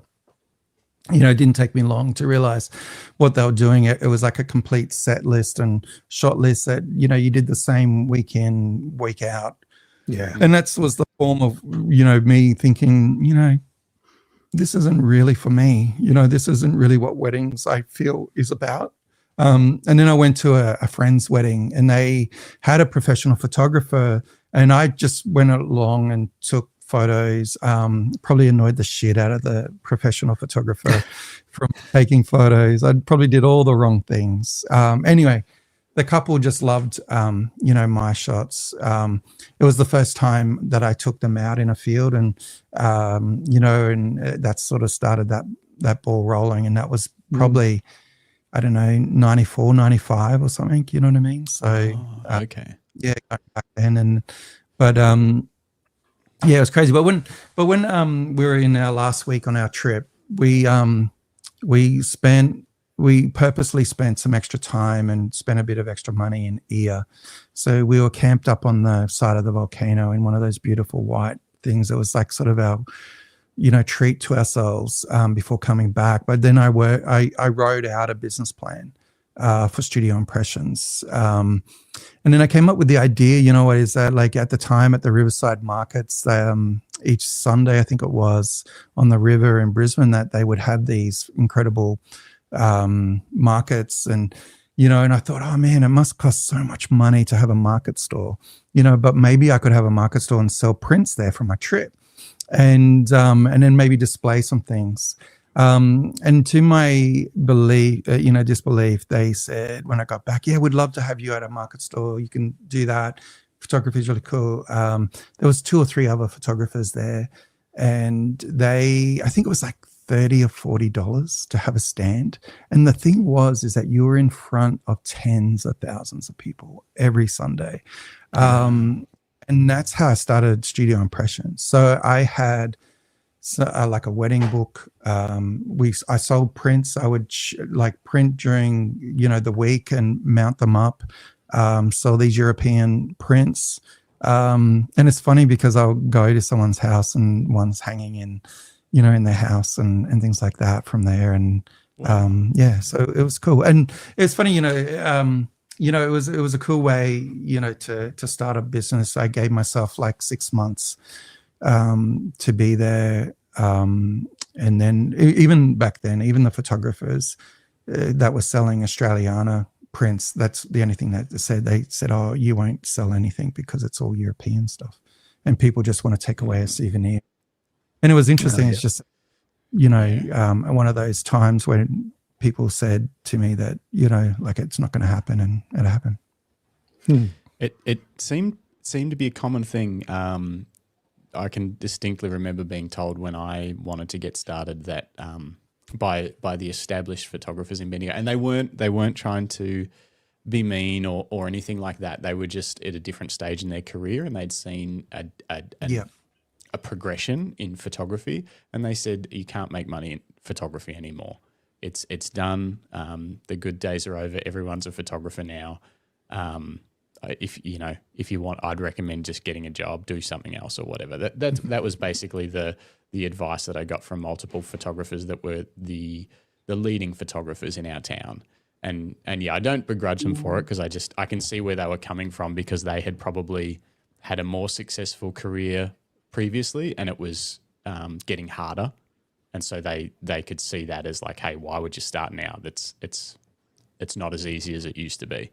But then I mean, we went great. So it's like, I think that's a common thing, is people sort of explain their own experience. You know, maybe their travel photos didn't sell well, but that doesn't mean yours wouldn't. You know what I mean? Maybe their travel photos didn't speak to anybody, but their Australiana ones did. Yeah, that's right. And I think that's what was really important, is that like having that first show, there was a huge lead up to it. It just didn't happen overnight. There was like, you know, a lot of work behind the scenes and a lot of little steps that got me into my first show. And it's probably, I don't know if it's a regret or it's just something, you know, I just probably just ended up going a different way after that. You know, I got so involved in the weddings and, you know, because it has been a huge love of my life, you know, weddings, and it still is. But now, you know, I realize, you know, like with the personal work, it's really important to me as well, because, you know, I'll say, you know, I'll do that next year, and then 10 years goes past. So that's why I'm probably just sort of, you know, catching up a little bit now with, you know, putting that personal work out there now. Can we have a look through maybe one of your series that's more recent, that's on your website? Is there one that you'd like to that particularly you'd like to have a chat about? Or we could probably even talk about the Shades of Darkness one, because it's probably like a little bit darker as in content as such.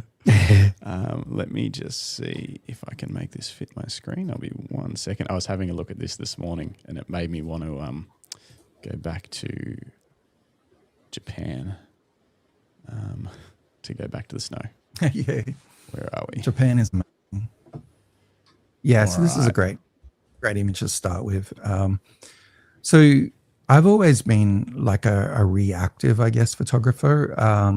You know, I see things and then it might give me an idea to, you know, expand the idea or, you know, relook at it in a different way. But obviously sometimes I find that by seeing it or an inkling of it first, sparks that idea.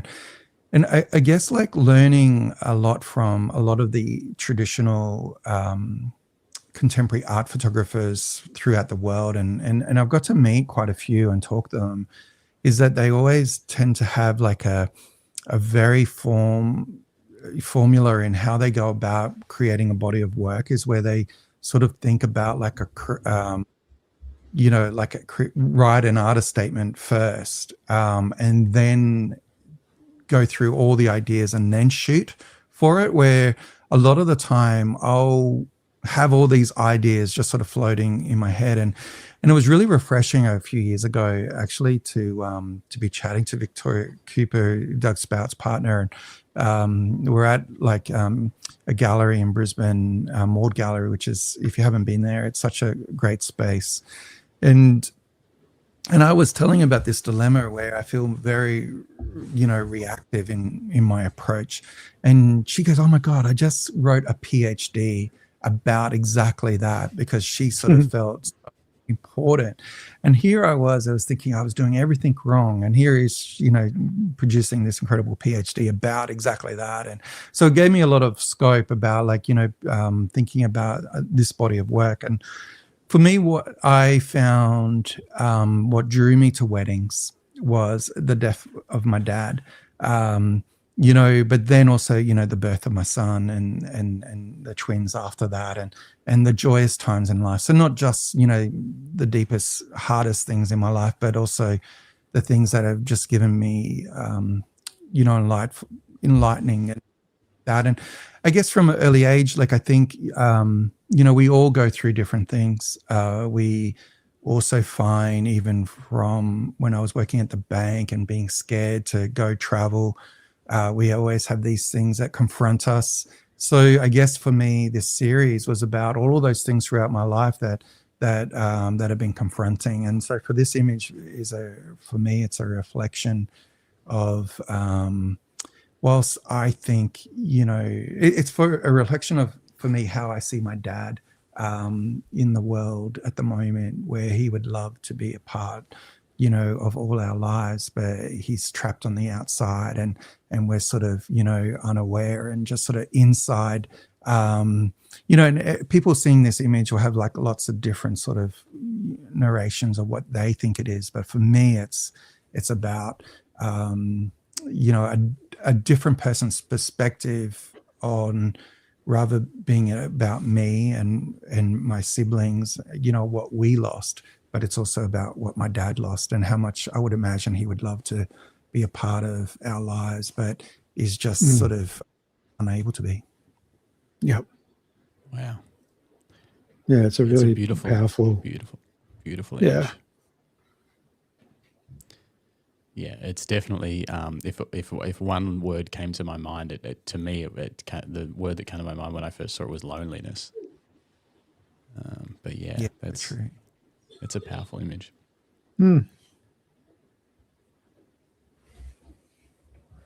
This series, so how does a series come about for you when you say you don't necessarily go out with intention at the beginning with an artist statement prior to creating your body of work? So how does a series like this evolve for you? Well, I guess the different, well, I suppose that it's still very similar in how other photographers approach things, but it's just all of these ideas and thoughts are just rattling in my head. And then when like the opportunity presents itself to shoot, I go, oh my God, like this is where I could be doing this, and this could, you know, fits in with these ideas. And I think it's probably not much different to when we're doing street photography and other things, is that we're drawn to something and we go, oh my God, this is lining up, and you know, this is the way I see the reflected, and so all of these elements are just sort of coming together. And so I guess it's not sort of like definitely like a happy accident at all. It's far from that. It's sort of like getting a lot more serious and thinking about it as well. And so even like just sort of, you know, I think it's funny, like, you know, with this image, like all of them, you know, like I hate, like, you know, getting older in some, you know, regards. Like I look at myself, you know, or actually I don't even recognize the guy. I look, you know, that when the mirror comes up, I don't even recognize that guy. Like I see someone that's 30, just, you know, just love, you know, everything. And this is what this image is for me about, is that like the ladies come out of a bottle shop, and you know, older, and you know, but then there's this really youthful sort of person rushing past and things like that, and here's a person, like, you know, in the later part of their life, sort of like a bit envious, you know, of the youth maybe that they've lost, or and things like that. And with the previous images where they're reading the maps, is like, you know, often it's like sort of, you know, how many crossroads do we come through, you know, in life that we don't know which way to turn, and we mull on it. And sometimes we spend way too much time mulling on which way to turn. We forget to actually take a direction at all. You know, and sometimes we just have to go for it, you know, and just, you know, take a leap of faith, you know, and going beyond. And so for me, that was the idea of, you know, when capturing this image is, you know, telling that part of the story. Phil Thompson says, very powerful, emotional images with heaps of incredible atmosphere. Love the wider point of views that tell a story in themselves. Yeah. Thank you. Was this, so where were these images shot, and over what time period? Well, actually, these were shot over a couple of days in Banff. Originally, there was no snow on the ground. Like when we arrived the very first day, there was no snow, and then it snowed through the entire night. And I went out, I just couldn't sleep, and I just went out and started shooting, and I just started finding all these scenes, and then coming across people, and sort of, so there's some direction involved, and things like that. I remember like along I think it's the river, and I was laying down on a path, photographing this lady with a dog, and then she'd pass by, but I was still laying down, and there was these two joggers walking past, and they were really worried, seeing me on the ground and going, "Oh, man, are you okay? Are you okay? We're just checking on you." And I was saying, "Yeah, man, this is amazing." And then even, talking to, the lady that went past as well, I said, "Oh my God, this is just so beautiful." And she was a local, and she said, "Yeah, no, we love it too." She said, "Today will be what we call a snow day, so no one will be going to school or anything like that." And she said, "We don't get these days very often. Normally it's like a gradual thing, but not like a huge dump like this." So it was pretty magical, like feeling everything like that. So it was cool. Mm. Yeah, they're amazing. The mood of each shot, and the connectedness of the series is really powerful. Yeah. One image speaks to the next. Yeah. For me, this one, is about relationships. I think like relationships in throughout life is really difficult, and there's always challenges and things that we need to address and things like that. So, this symbolism for me is just sort of about not always agreeing or, and sometimes making wrong decisions. And, and so it's sort of just that tension between the two people, and, maybe either of them aren't right. You know what I mean? But it's maybe a crossroads at that time, like in your life where things aren't working, and but it doesn't mean that they won't not work. Mm. Yeah. When you come across a scene like this, how does creating this shot unfold? Like, how many images might you have taken in this one spot? Did you have to wait for the characters, or did you happen across these characters and have to react fairly quickly to this scene? Yeah, with this scene, because of the light and the early hours of the morning, it was probably about 20 shots that I took of this area or this scene, but just being patient. But then I realized that I needed to move, quickly. So, I was sort of doing I did revisit, this spot, as you'll see in towards the end from a different perspective. So it's sort of, again, working quickly, but I always sort of have ideas in mind of, what I'm looking for, and then trying to just obviously, waiting for people and things like that. And then, but there was another footpath behind me. I go, "Oh, could you walk past this way?" and things like that. And people were just really willing to do that. So it was cool. Wow. Okay. And so you're more than happy to have people stroll through like that, like ask them to wander through, because you have an idea in your head, an image in your head that you want to try and create, and you're happy to direct that a little bit. Yeah, and generally because I saw it happen, and maybe I wasn't already presented right, but then it actually happens on a wedding day all the time. You know what I mean? Like I'll see someone walk past during the prep, this door with this shaft of light, and go, "Oh my God, that looks so cool."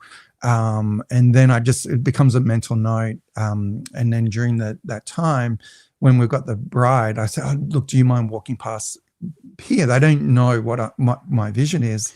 Or I might even just say, "Oh, let's go down here," with the idea that I was going to get them to walk through that area anyway. And that was the shot, you know what I mean? And so it's the same sort of, using those sort of same skills. And I think that's where I've been fortunate. Like everything that I've learned in landscape photography, that I brought into weddings, everything that I've learned from weddings, I bring into my personal work and landscapes and so forth, like here. And then, so with this shot, it's funny. Well, it's not funny because a lot of people have different feelings about this shot, and what it might conjure up and things like that. And, but for me, it was actually, as a kid, I was often just lost and didn't know what I wanted to do with myself. And I was hide away and purposely sometimes, you know what I mean? And, and then so this was what this shot sort of was representing for me. And but it's interesting to hear other people's, stories when they see this shot and the emotions that it brings them and the situations or the that they've had. So a lot of this stuff, even what I'm talking about, is like I try to leave it up to the viewer really to have their own story.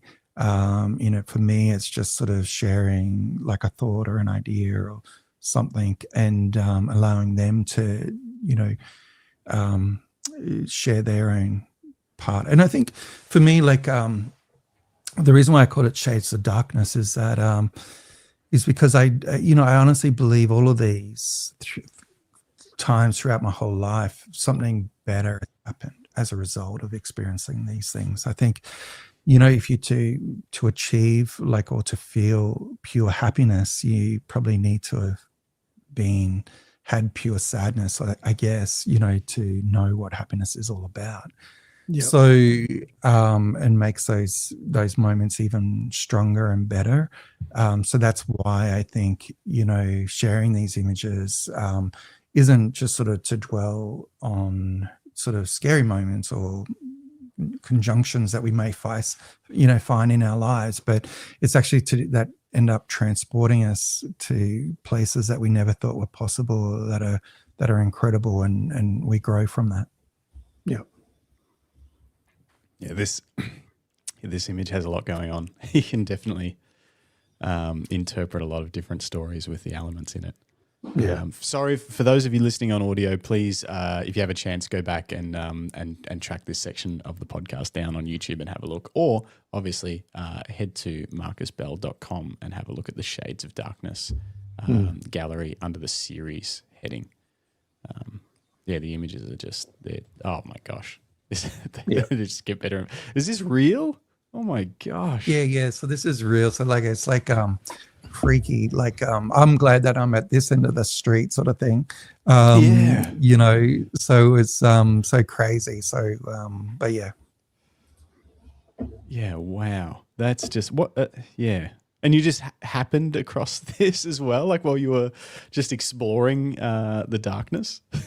Yeah, that's right. And so I guess that's what happens when you get up super, super early, So this was one of the more earlier images in the morning wee hours. This is 4:30, in the morning or something like that, and it wasn't going to get dark till not dark, but light till 8 o'clock. So I was out there for a long, long period of time.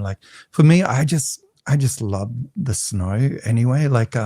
I just seek it out wherever I can. And for me, it's, obviously for us in Australia, we don't feel this. So, and then for me to be able to play as a photographer, and as a pro, it's so super exciting. And I think that's why you end up putting yourselves in these opportunities anyway. Like someone said earlier, it's generally not luck. It's just because it's all the steps in the process that gets you there. And I think that's why I wanted to tell that story about where early on I would go and photograph this and everything just to learn. And I think that's what I also got to thank the ARPP that gave us. When I was coming through, because we're such a small country in relative terms of population, is that when we went to ARPP events and we're learning about, photography or our discipline, is that you couldn't have a dedicated track just about weddings or just about portraits. So, we were, introduced to, marine science photography, commercial, photography, everything, photojournalism, you know what I mean? And so you ended up getting this rounded knowledge. And I think that's why I'm so intrigued in multiple genres, of photography, and why I shoot such variety of work is because I guess that training and that knowledge that I had early on that just sort of, stayed with me. And I also know, like I was saying earlier, is what I learned in landscapes. I brought that into weddings, but I bring what I learned in weddings into a situation like this. So it becomes full circle. Yep. Yeah. Gosh, there's some comments coming in. Anthony Stonehouse says, these are amazing shots. So much story and mood in a single image. Bruce Moyle says magic is the right word. And then goes on to say, interesting that you are directing the scene. Street photography is so much about the moment, but I applaud you taking control where appropriate. And that is a again, common I thing think with. that's what I. Sorry, go on, Marcus. Oh, and I think that's what I take from weddings is that a lot of the time I will try to not allow, but I just let things unfold, because I just know that the end image, if you don't pose someone, that it's going to generally be 10 times better because they've posed themselves, and you're capturing who they are. And it's the same, but then there's times when like everything comes together, and the light, this and all that, and then I do take control and I say, oh look, I need you to do this and do that, but I do it in such a sort of gentle way, and my approach is so soft because it's just sort of, that's who I am, and as far as my personality goes, and then so that's how it still looks natural, but even though I've had control. And I think that's what I've learned in a scene like this is like, to take control, and then be able to do that. So that's where it helps. Yeah. Matt Palmer says, it reminds me a little of Crewdson in terms of mood, and the control works too. Gregory Crewdson's been a huge inspiration of my work, and same with like Jeffrey Smart over the years. So definitely would have that sort of vibe, sort of coming through, but just without the production, costs, I think, that he brings, and so perfectly done what he does is incredible. Bruce Moyle says, reminds me of the poster for the movie The Thing from the 80s, which I think is that the one with the head torch maybe that we were seeing? I can't remember which one that was. I don't remember. Yeah, I think it was when the head torch shot was up. Yeah. Phil Thompson says, I agree with you, Marcus, regarding the darker times. I'm reminded of a saying of Billy Graham's, mountaintops are for views and inspiration, but fruit is grown in the valleys. So true. That's pretty cool. Yeah, it is. Greg Stubbings, a feast for the eyes and food for thought, beautiful images. And then everyone else is just, magic. And Bruce Moore says, the head torch one. What a great series. Definitely encourage everyone to go and check that out in their own time, up on a bigger screen than this little YouTube video. But I was just so interesting to hear that, like, because sometimes personal projects can span years, even decades for some people, and then this was down to just a few days of shooting. It's just it's so many different forms, and have you had longer series obviously as well where it's taken time to build a collection? Yeah, definitely. Probably one, that it's more around the maps. Like all my travels, I would often see people, looking at their devices or reading a physical map and things like that. And I just love the irony, and I guess because of, feeling often, in those own indecisions in my life where, sometimes it's just sort of trying to, again, like sort of taking that leap of faith. And so my idea is to build, a series of images spanning a long period of time around that. So that's still definitely a work in progress. There's all these other projects. I mean, I guess too, that would be really good, like to, as much as like I do love the social media side, like and sharing the work. So it would be good to know from some of the audience what they would love to see more on my feed to be posting. So that would probably to work out my indecisions or what to post and what not to post. And things they probably just want to see everything. Just post it all. Yeah. Or maybe there's a social media manager like in the audience that could give me a hand. Hey, now you're talking. Yeah. They could probably help us too. Yes. Help us as well.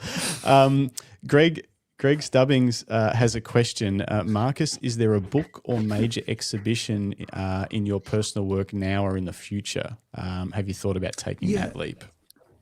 Yeah, I think it's always just from time. Like, I mean, I would love to do that, and maybe it also, when I say time, it's probably maybe it's an excuse too, because it'll probably scare the shit out of me of actually, committing and actually doing these things too. So sometimes I'm very good at avoiding. But it's definitely something that I really should do, and especially, with the project, the Feet in the Sand exhibition, like I was able to, exhibit that at the Leica galleries, but also, a dedicated one up here in Brisbane. And the Brisbane one was a lot more expanded, and I think we had like 22 images, but I probably got like, about 100 images that I could, put in a book. And so I think I definitely, and it was my intention all the way along. So I've just got to find that time to just, work those images. My problem is sometimes being a Virgo, a bit of a perfectionist, and probably, work the images too much, or spend too much time, getting that final 5%, you know what I mean? Where I could have probably just stopped days or weeks and earlier, and, or hours, and to be able to complete these projects. So they're probably just the things that are hurdles. So so there's like a lot of self hurdles, and just time hurdles. Yeah, I bet. It's and I guess that is that a benefit of weddings, because there is a point with weddings where you can't just keep working the images. Like you've got a lot of work. If it's summer, like things are flat out, and the next wedding's coming up, and you've got to edit, and it's just like you sort of have to just say that's done now. Whereas with personal work, it's not as much. And it's probably a good point, is that the weddings have always been the backbone of who I am and what I do. And I've always put the wedding client first, in every regard, because I really value the trust that they instill in me. And so, you hear these stories where, someone hasn't, got their wedding photos for 3 months, 6 months. So generally, like, I like to get the wedding photos to them within a week, or 2 weeks, at the most. So I'm really particular, even though I'll say to the client, look, it's probably like 3 to 4 weeks. But I just want to, dedicate it. And so I just get so focused. So one of the good and bad habits that I have about myself is that I get very singularly focused. So when I've got that wedding, that's the only thing that's on my mind, and it's the only thing I'm going to do. Other things, has to wait. So often that's, I guess, coming back to the personal projects, and what's happened for so long is with these personal projects is that I've always put the wedding clients first, and I still do. And the good thing about having a few less wedding clients than 10 years ago allows me to manage my time a little bit better. Yeah, that's very cool. I think it's always going to be the way. You have to put clients first, and that it just means you unfortunately push aside the passion projects. But it is. And then winter comes around, and you fill your days up with that. When you're supposed to be having a rest. So true. Oh, before I forget, so I've got a very, very small but growing shelf of books. Do you have a book recommendation, a photography book recommendation that I should add to my shelf? Yeah, one of my first books, it was a book recommended by Peter Eastway when he was doing he still does it, like his Better Photography magazine. And it's a book by Eddie Ephraim's, Creative Elements. It's a darkroom book. It's just incredible, because if I was buying that today and getting it, I would be looking and studying at it from how I can create these images, digitally, you know what I mean? And it's sort of just a inspirational sort of, of one person's idea of, what images should look like in post-production. So he was always doing it in the darkroom. but then, you can replicate that later, obviously digitally now, but I think it's a great book. Yeah. I think the other one. Yeah. Oh, sorry, go on. Oh, the other book, would be like maybe the Purple Cow by Seth Godin. Oh, yeah. It's a great book, so good. So it's funny, I guess through my career, I've been naive quite a lot and fell into a lot of things,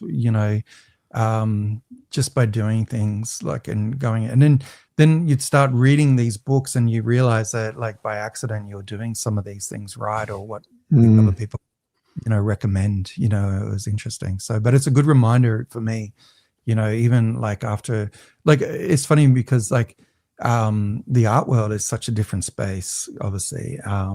It's not it's a very sought after and particular sort of space, and it's a new world for me. And then I guess because and then I'm learning and thinking about all the things that sort of either happened by accident or purposely did, building my wedding career, but how going back all those years and how that could apply now, and how I should be, telling the world about that and be better at that. You know what I mean? So that's one of the things that I learned from, is that if you've been in this industry for a while, going back and thinking about what worked, through previous times, it could probably work actually fantastically now, especially when you let trends come in and go.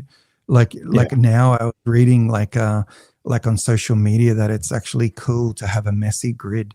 You know what I mean? Where for years you had to everything be the same, but I didn't understand how everything could be the same, because if you look at movie directors, is that they go from one movie to another, and the cinematographers that they work with, they have a whole new look to that film from the previous. So generally it's not always the same, but when you're looking at a photographer's grid, it's like the same movie being played over and over again.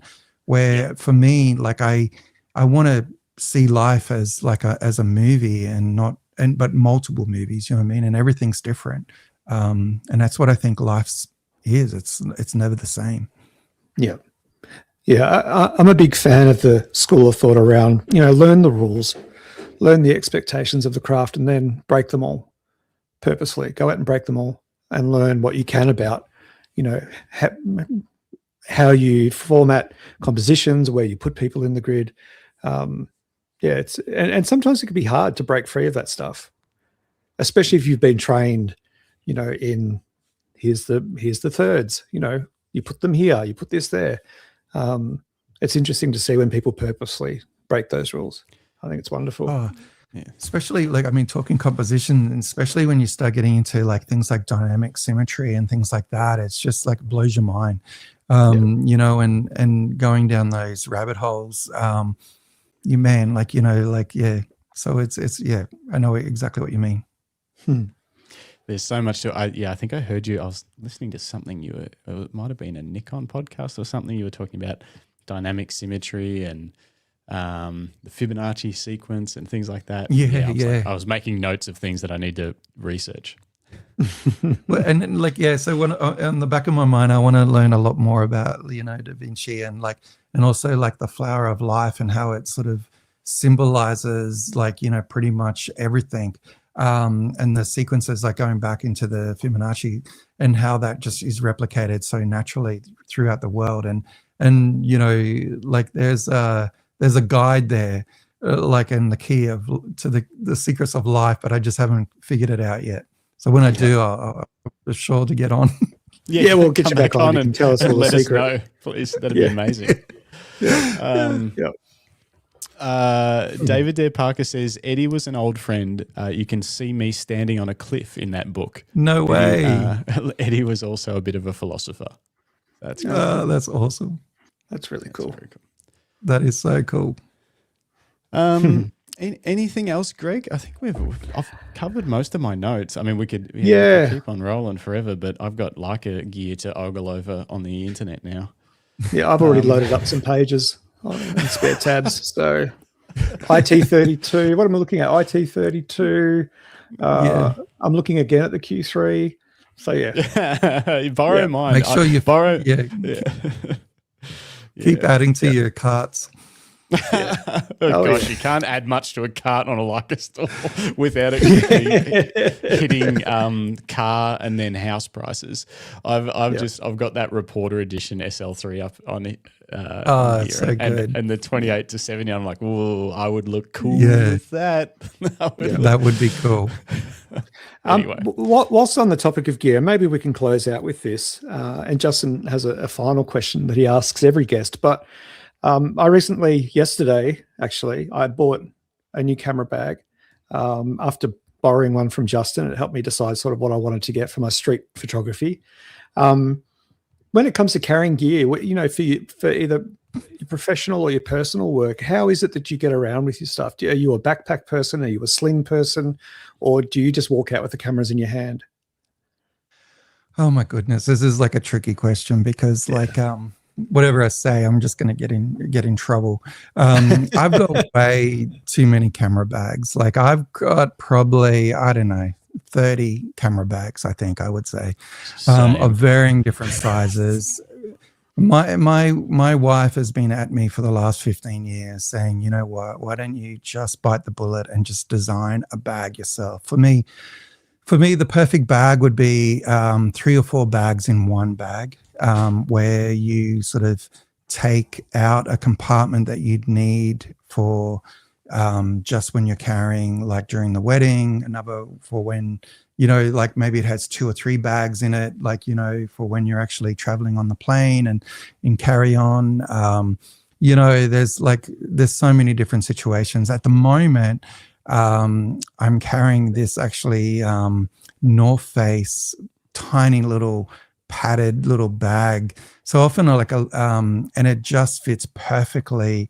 My Pro Photo Flash, 3 lenses, the batteries, and everything's so slimline, and it's just sort of like a tiny little shoulder bag. Now, saying that, like I've got 2 other camera bags that like everything else goes back into.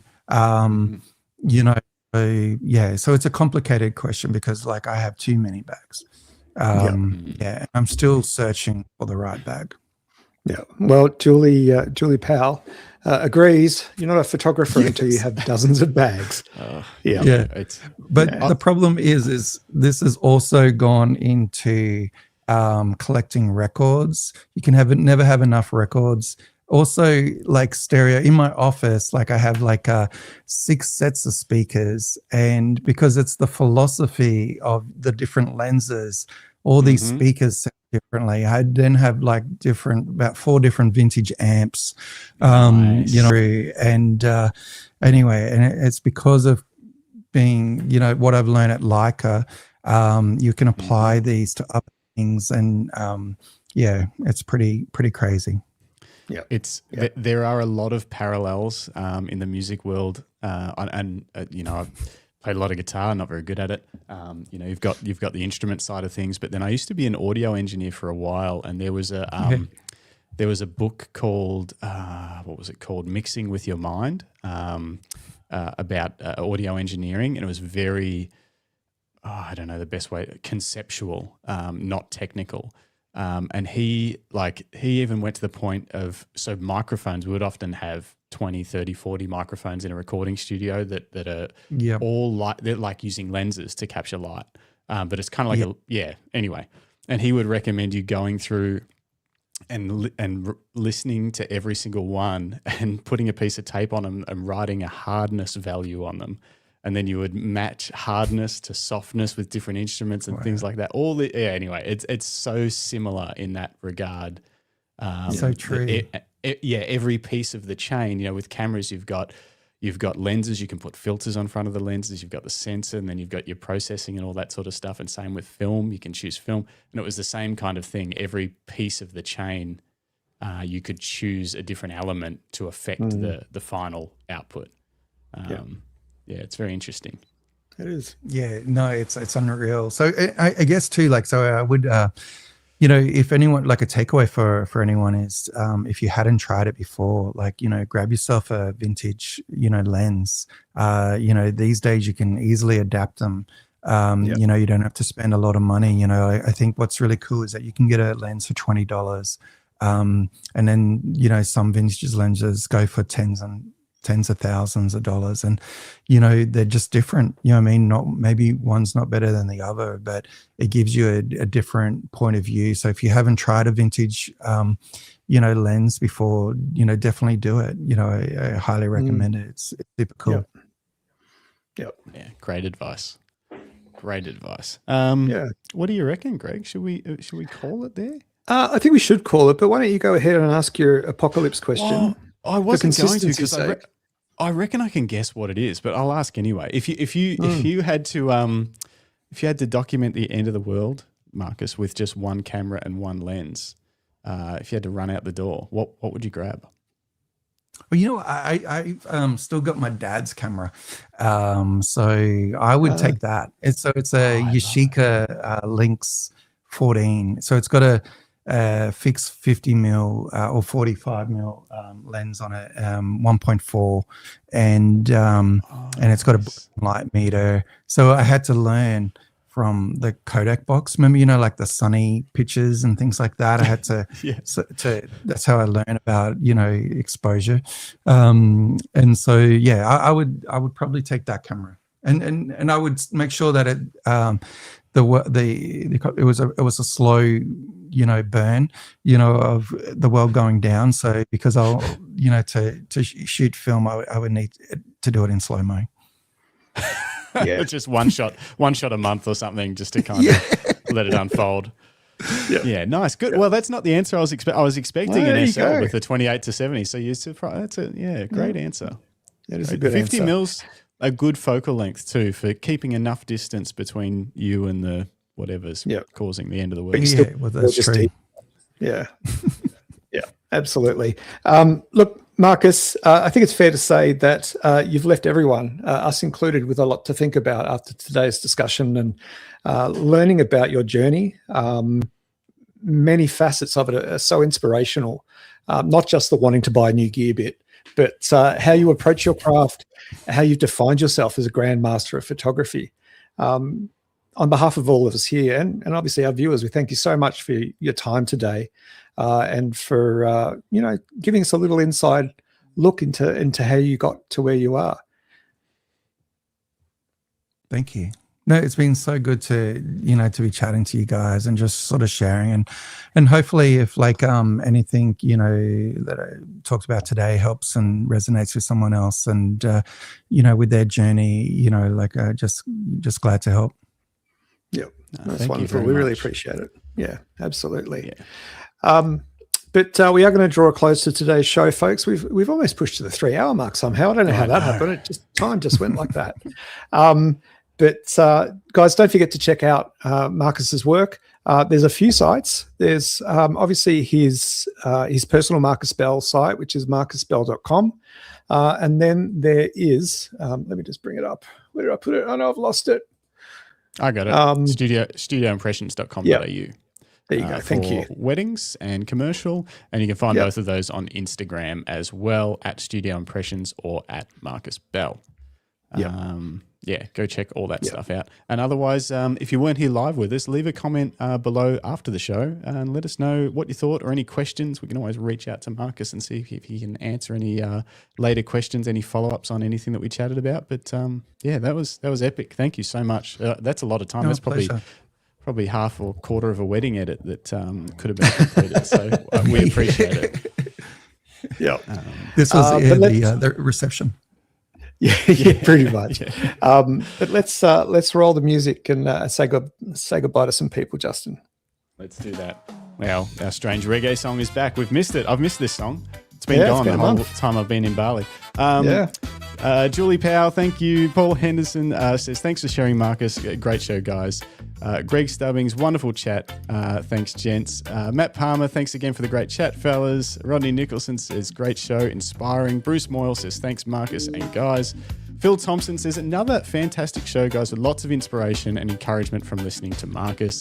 David Dare Parker says, nice work, gentlemen. Marcus, great to see you again, my friend. Bruce Moyle says Marcus's next exhibition is the bag collection.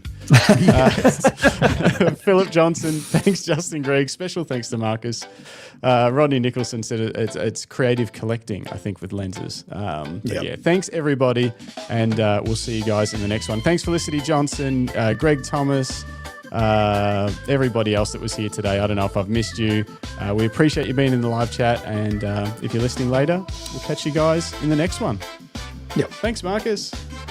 Thanks, guys. Be safe. Awesome.